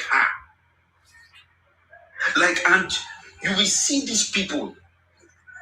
You see, Emir Sirdam. Now back to what I was saying. Seriously, the way this thing they do me. Back to what I was saying. Now, there's what you call maturity and there's what you call emotional intelligence. And you can literally see from the example of that guy, for he claims he's matured, but yet he was still not muting his mic, he couldn't hold himself. Now, this is true, these people that has this kind of mindset. Emir Sirdam is coming from Twitter. Emir Sirdam, you can relate to what I'm saying, what I'm about to say. Let me start with Mr. Peter Obi. Mr. Peter Obi has been dragged several times that the so-called obedience that Emir Sirdam have said, low IQ, medium IQ, this IQ, Mr. Peter will say, oh, obedience are abusing me. I'm obedience at this. You people cannot reason with me. I will not contest again. That is a man that you claim you supported. Where is your maturity? That is the man you claim you supported. Oh. And you come and play this card because how do you now say you are matured? That's one. Now, there's a group of people who were on Twitter then. Emir Sirdam, you can relate with this. That's what I'm about to say. I had issues with some fellow obedient that see, I can say that I can call these people my brothers. When that Trump issue happened, many of us were divided along some lines. We were throwing tantrums at. In fact, I'm not going to mention his name. I was one of his space. He called, he said, fuck off. You know, I'm not going to say the person, one of these atheists. You know, because me, I'm a Christian, and you know. I know you're talking about God. But guess what, Emir Sirdam? There is no time they are holding a space, and I will not join them. Do you know what leads us? Do you know what binds us together? Mr. Peter Obi. What? And I will not let anybody come and downplay that. It means you are not emotionally intelligent and you are not matured. And now you talk about people being emotional because you are in the United States. I'm in Canada. I'm never going to judge any Nigerian that is emotional. Only if they are not in Nigeria. Then I'll not say, yes, you said your own is too much. If they are being emotional, you don't know where they are coming from. You don't know whether, okay, fine. If it's somebody that they kidnap his own child, and he see Mr. Peter Obi as the savior, and you are dragging that man, he see the man as, this man come and save us, come and rescue us, even though he's not like they see him as a Messiah, like APC people we say. We don't even see him as a Messiah. This man has been dragged by the same fellow obedience, which are also saying that this APC people to tell the truth, that this man is messed up. That is what we would do if Peter Obi was there. It's not that we hate this man. Emir Sirdam too has been dragged by the same fellow obedience. Emir Sirdam, I'm surprised you didn't even relate with that. That too. It's a normal thing now. I mean, they drag me every. I'm always one that open unpopular spaces. But guess what? It's a normal thing. Bind us together, Mr. Peter Obi. Facts. It's a normal thing. To carry your emotions away. There are many of us that know why we support this man. And yes, some of us might be emotional about it. That's why some of us left the country in the first place. I saw hope in that man as a person with disability. When I was in Nigeria, what did APC do to me? The only thing ever since I became blind, I've said it before on Twitter Spaces. Ever since I became blind in Lagos, the so-called Lagos that they are saying this man built, what did they give me? One Pepsi, one macaroni, and one Indomie carton. That is all I received from APC's government in Lagos. But go and do your research of what this man did for people with disabilities. And people I hate in the people with disability community. Come and see the praises they are reading for this man. He employed persons with disabilities. He followed that law that they said employ. Go and look at. Still now, there's still discrimination going on. I have these conversations with my fellow person with disability in Nigeria, so I know where he is. And you come and play, you are, because people are abusing. You are not matured. I'm sorry to say, you are not matured. I hear this. In fact, even in that interview, what's that guy said? There was this glitch podcast that they did. The same thing, this same rhetoric. Obedient and so obedient and do this. Don't come and give us that lie. It means you didn't even support the man in the first place. And we talk about ideology politics. So where is the ideology now? You see a man that did not, that when he was going, he said that don't give me pension, don't give me this. What else do you people want? This man that left how much for the next government? And Emir Sirdam keep bringing in all these things, and yet you see a man. They will tell you, he wasn't convicted. You forfeited $460,000 back then. Emir Sirdam, do the value, use AI and take the value to today, and see how much this man forfeited from drug dealings. And you are proudly supporting. And I see, Dauda is even an intelligence man. I respect him, but it's also Emir Sirdam. I even appreciate people that you can literally tell that this is not Mr. Dauda. I know these people. I grew up in Lagos. I lived in Ikorodu. So these people, they will know I know what I'm talking about. My carpenter, that time, my carpenter that was APC person, that we used to argue then. Come and see what this carpenter is saying today. He's regretting supporting this man. Then I was warning this guy. I was literally almost begging him. This is the one choice you are taking now. This guy is asking me for money today. Me that I'm in Canada.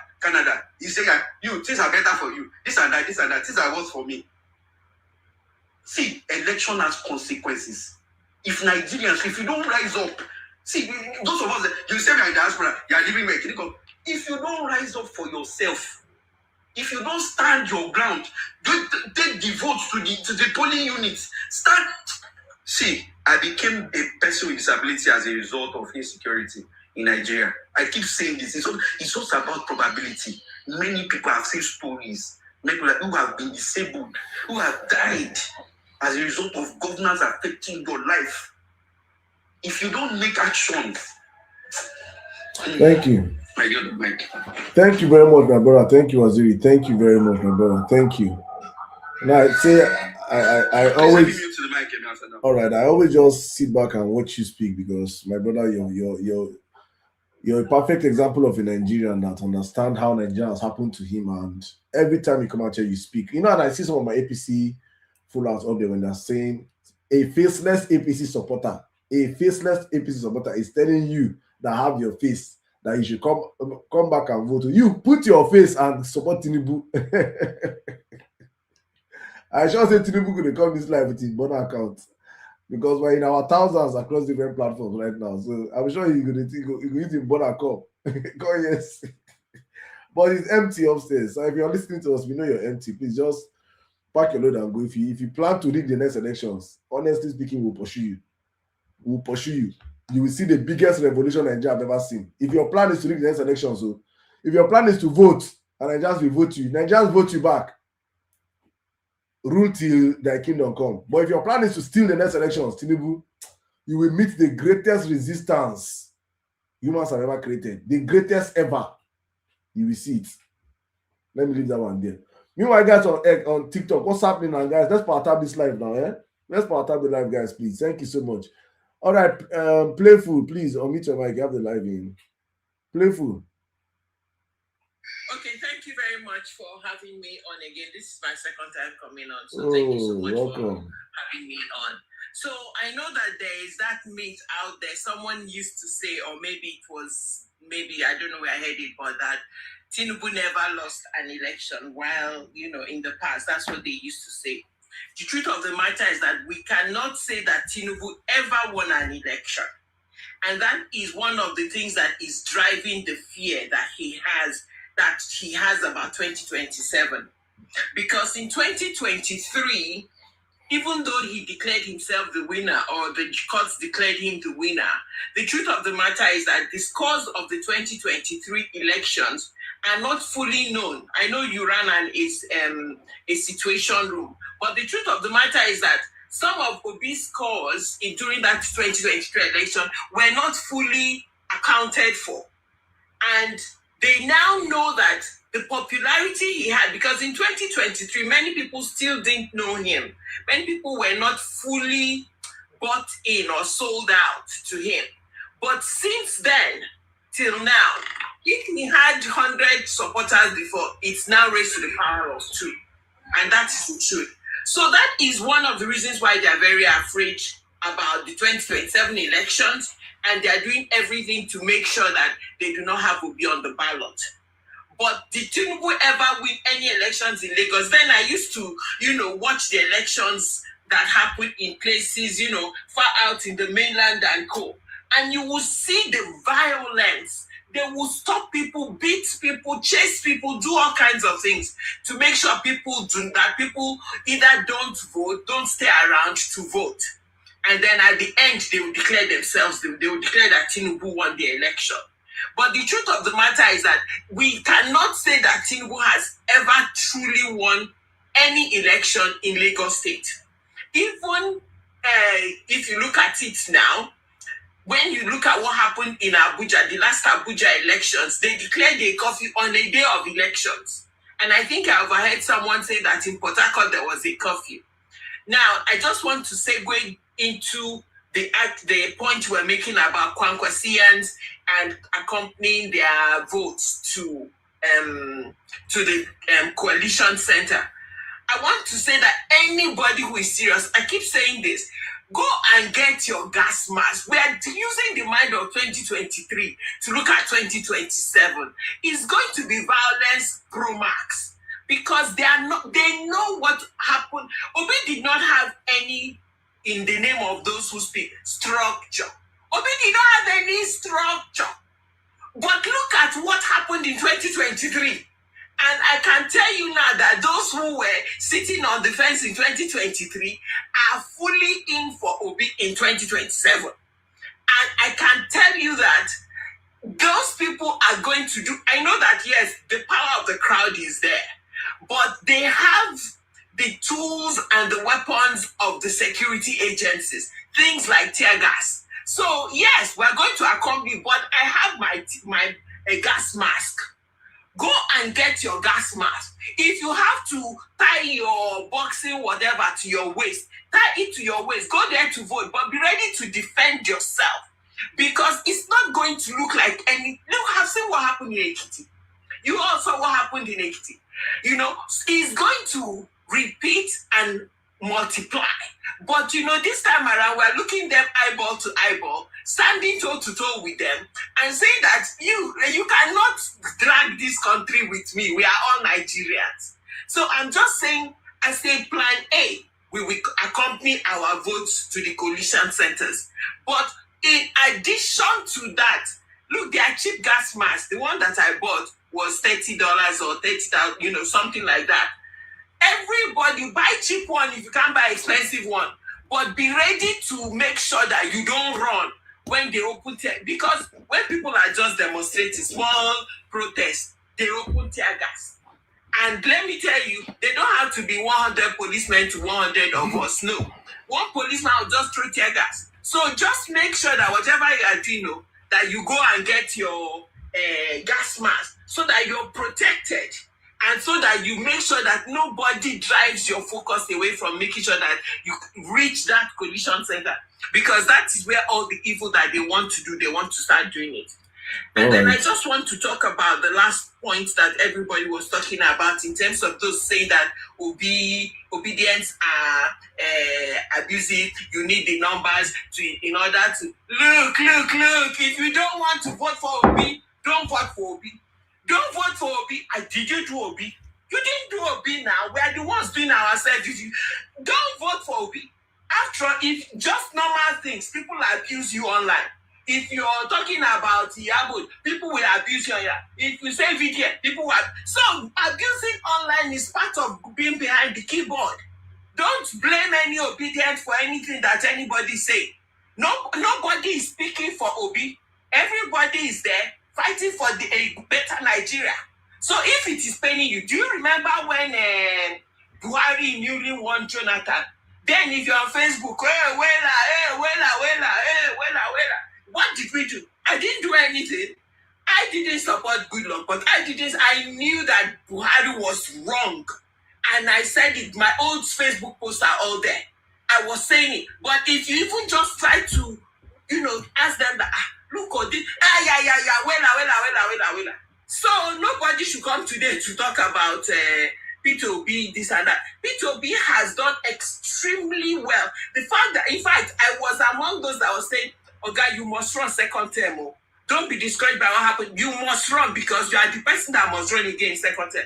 All because right. the truth of the matter is, sorry, okay, my time is up. Okay, but that's just the point. Those were the points I wanted to make. That it's all gaslighting. Nobody should say that obedience are abusive. Obedience may abuse, but abusing is part of being online. I can't tell you all the things people have dragged me for. So, yeah, thank you so much for giving me the time to speak. I have to say, but thank you very much. Thank you very much. Thank you very much. Thank you. You said a whole lot. Oops, please mute. Thank you very much. Thank you.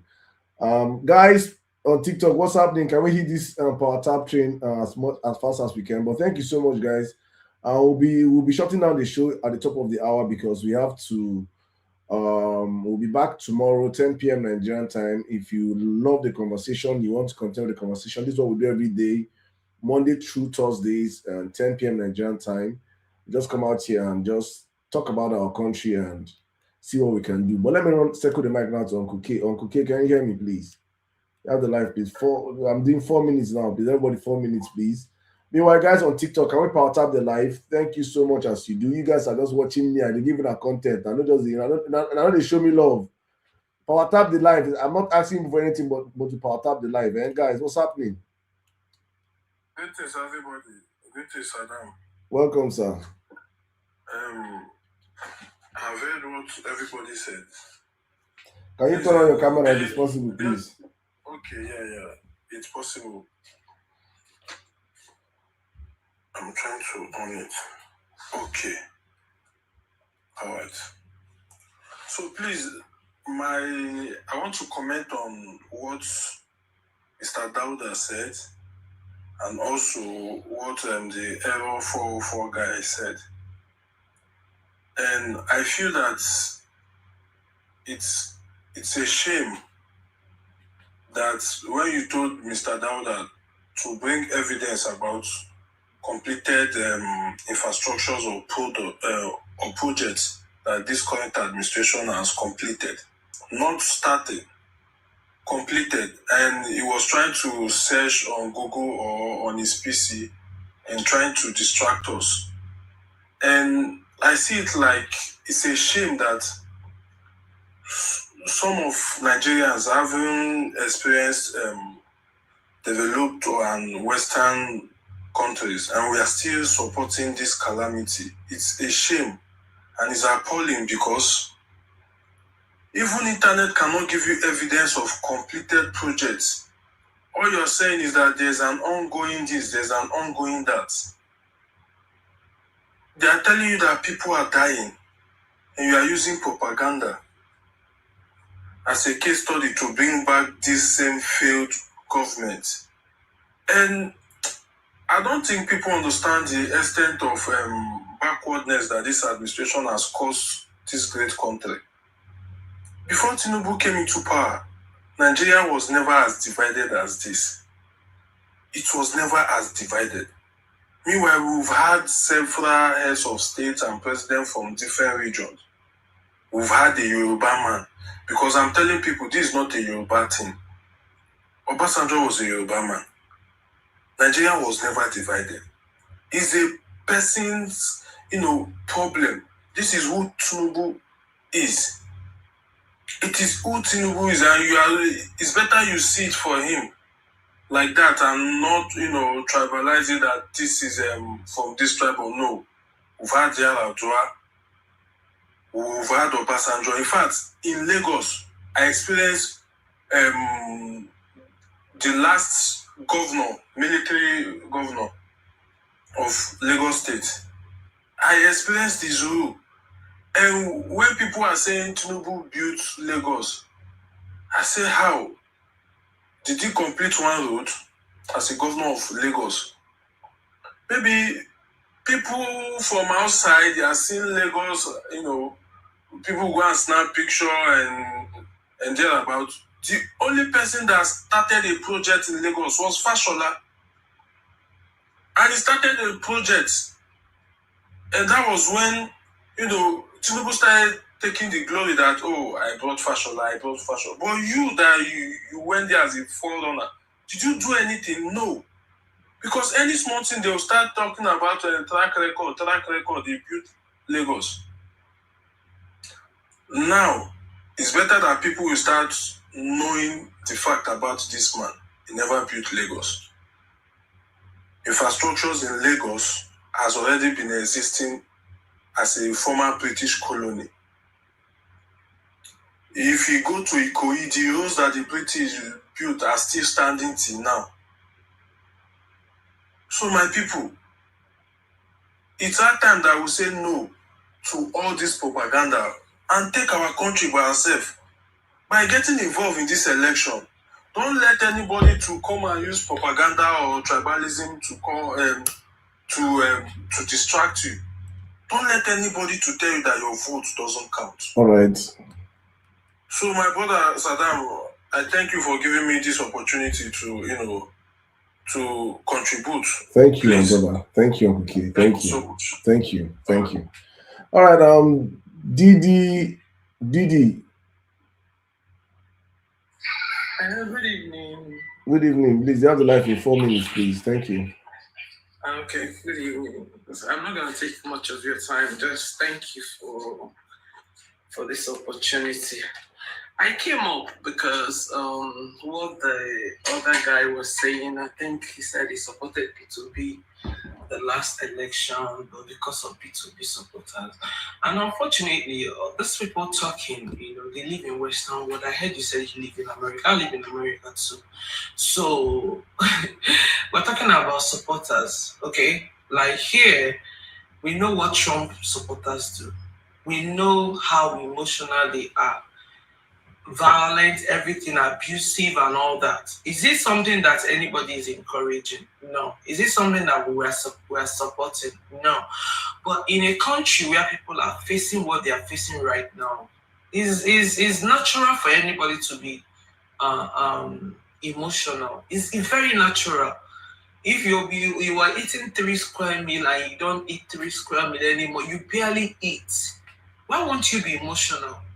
Yeah, we can stay out here and talk and it's so I don't know, it's so disheartening when especially people that are actually living in a developed world, in a world where things work, where a House of Rep, senators, they brag about bills that they pass, they brag about the whole town hall meetings, and people that you live abroad, you're enjoying all the facilities, enjoying all the amenities you're enjoying, and you're coming to say this because he's your tribal person? In as much as, yes, everybody wants it to be, what does he have to lose? He has nothing to lose, actually. What we're talking about is good governance. It does not really matter whether the person is a Yoruba or Hausa and everything. And if there's any more people that have supported anybody in that Nigeria, they are Igbos. We supported during Tofa and what was that man's name in Igbos supported. They supported Abiola. They didn't care because their brother was running as running mate to Tofa. So that's not the point. The point is that everybody wants good governance, and is a right. We should be able to enjoy electricity. We should be able to enjoy good roads. And it breaks my heart because these Nigerians we're talking about, Nigerians are not even asking for too much. Maybe because they've not really tested too much, they're not asking for too much. An average Nigerian, you give like good road and give the person electricity. Trust me, Nigerians are very hardworking. Like my son graduated 2 months ago. When he graduated, is like half of the people that graduated in that same college is from Towson University in Maryland. Half of the people are Nigerians. Nigerians are doing great everywhere abroad. But what is happening to us in our country? We go through hell. Yeah, we suffer. We do menial jobs. We do things we're not supposed to do. Nigerians are very, very smart people, intelligent. We don't want to talk about Obi supporters. Okay, let's talk about even VDM supporters. Do you see how? How do we say it? How they are? do we see any supporter, whatever they believe in, they'll tell you this one is me nation, or this one is, emotion runs high when you're supporting anybody. And when you believe people are not doing, or like government are not giving us the basic. Please, if you could just wrap up, please. Thank you.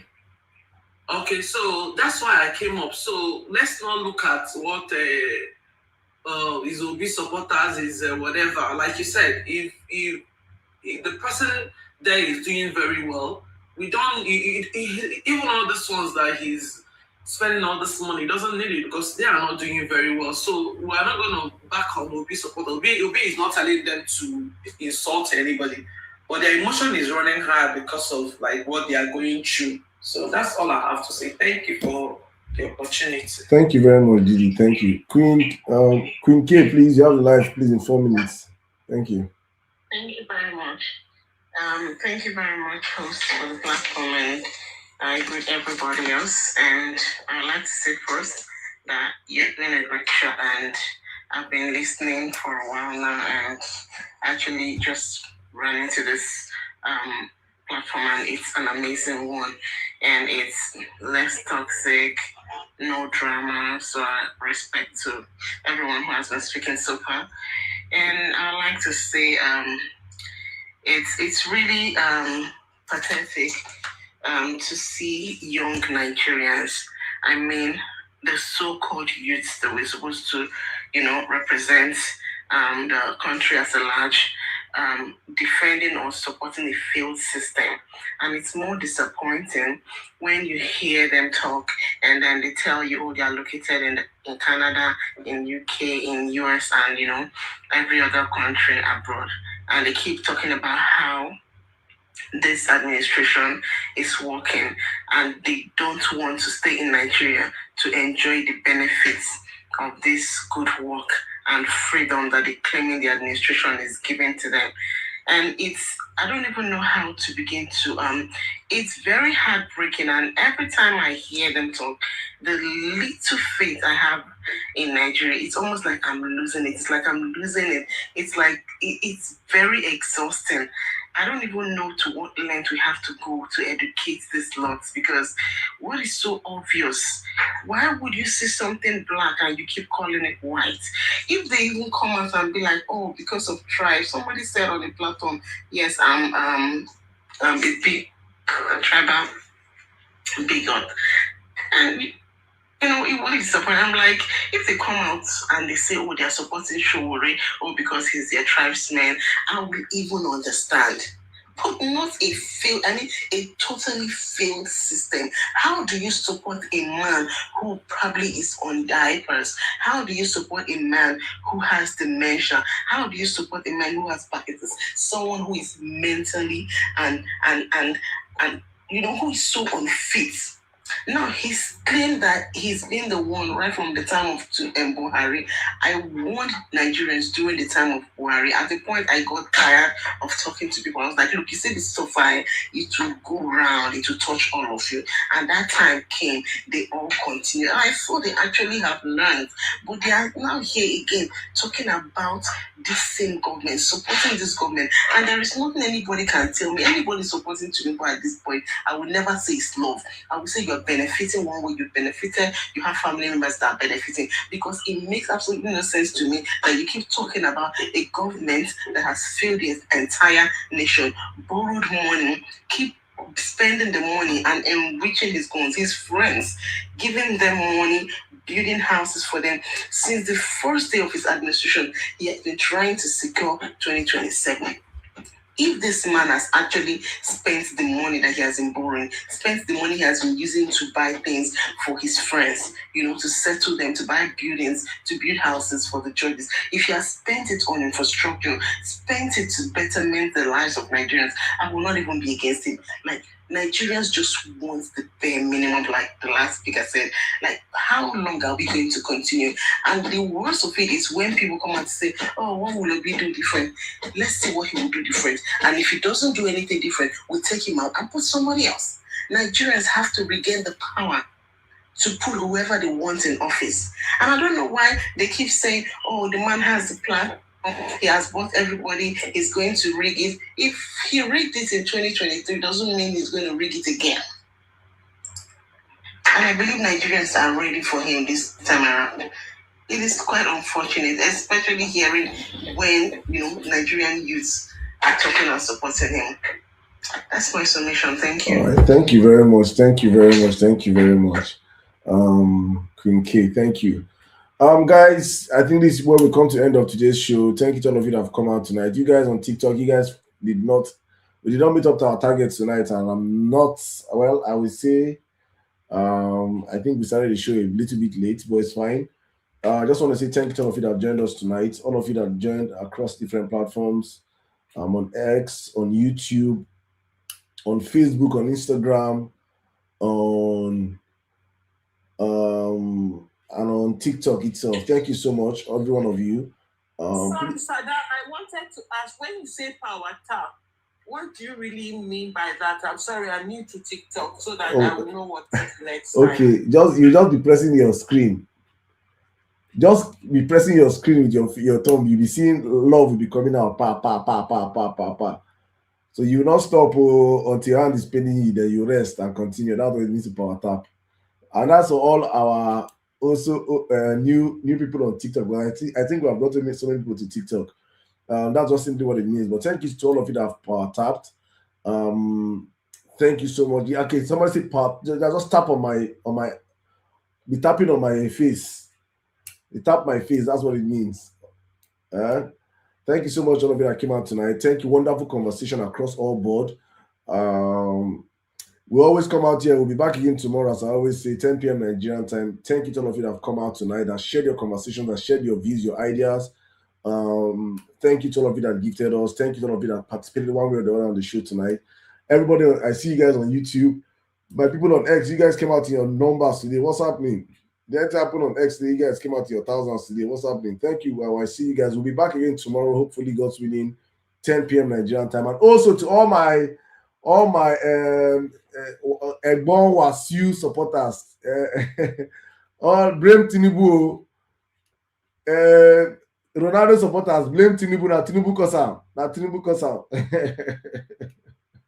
Well, it's good to just take it light. It's one of those things that happen in football. It's good for Ronaldo to at least end his career knowing that he's actually one of the aspiring second best footballers that ever came out on this earth. He can never be called the greatest. Please, that is one of the things. That's the only thing that used to provoke me with Tinubu and Ronaldo supporters. Ronaldo is the second. He's pursuing to be the second greatest footballer. He's not even because his award can be dusted. Anybody can score 1,000 goals. The greatest of all time is Messi. Please stop insulting that because he's short. You know, say and the main things are now is our women, our ladies. Our ladies also say, Messi is a short man. They don't like him. And you know, men, because of the men, any two women like they like. Ronaldo tall, 6 packs, feet, and gym shack. I'm not going to do Ronaldo PR up and down. Girls they like Ronaldo. Please, don't compare Ronaldo to Messi. This is today warning. God just used today showing our Pepe small. More than they respect that short man. Thank you very much, guys. Well, I'll see you guys tomorrow. Thank you to all of you that came out tonight. All my Ronaldo fans, I want to drink, see people's tears. Oh, my Ronaldo tears, sweet. Thank you so much. I love you guys. Let me just give a shout out to all my top viewers tomorrow. Francis, in the Chris. Which one we Kukute?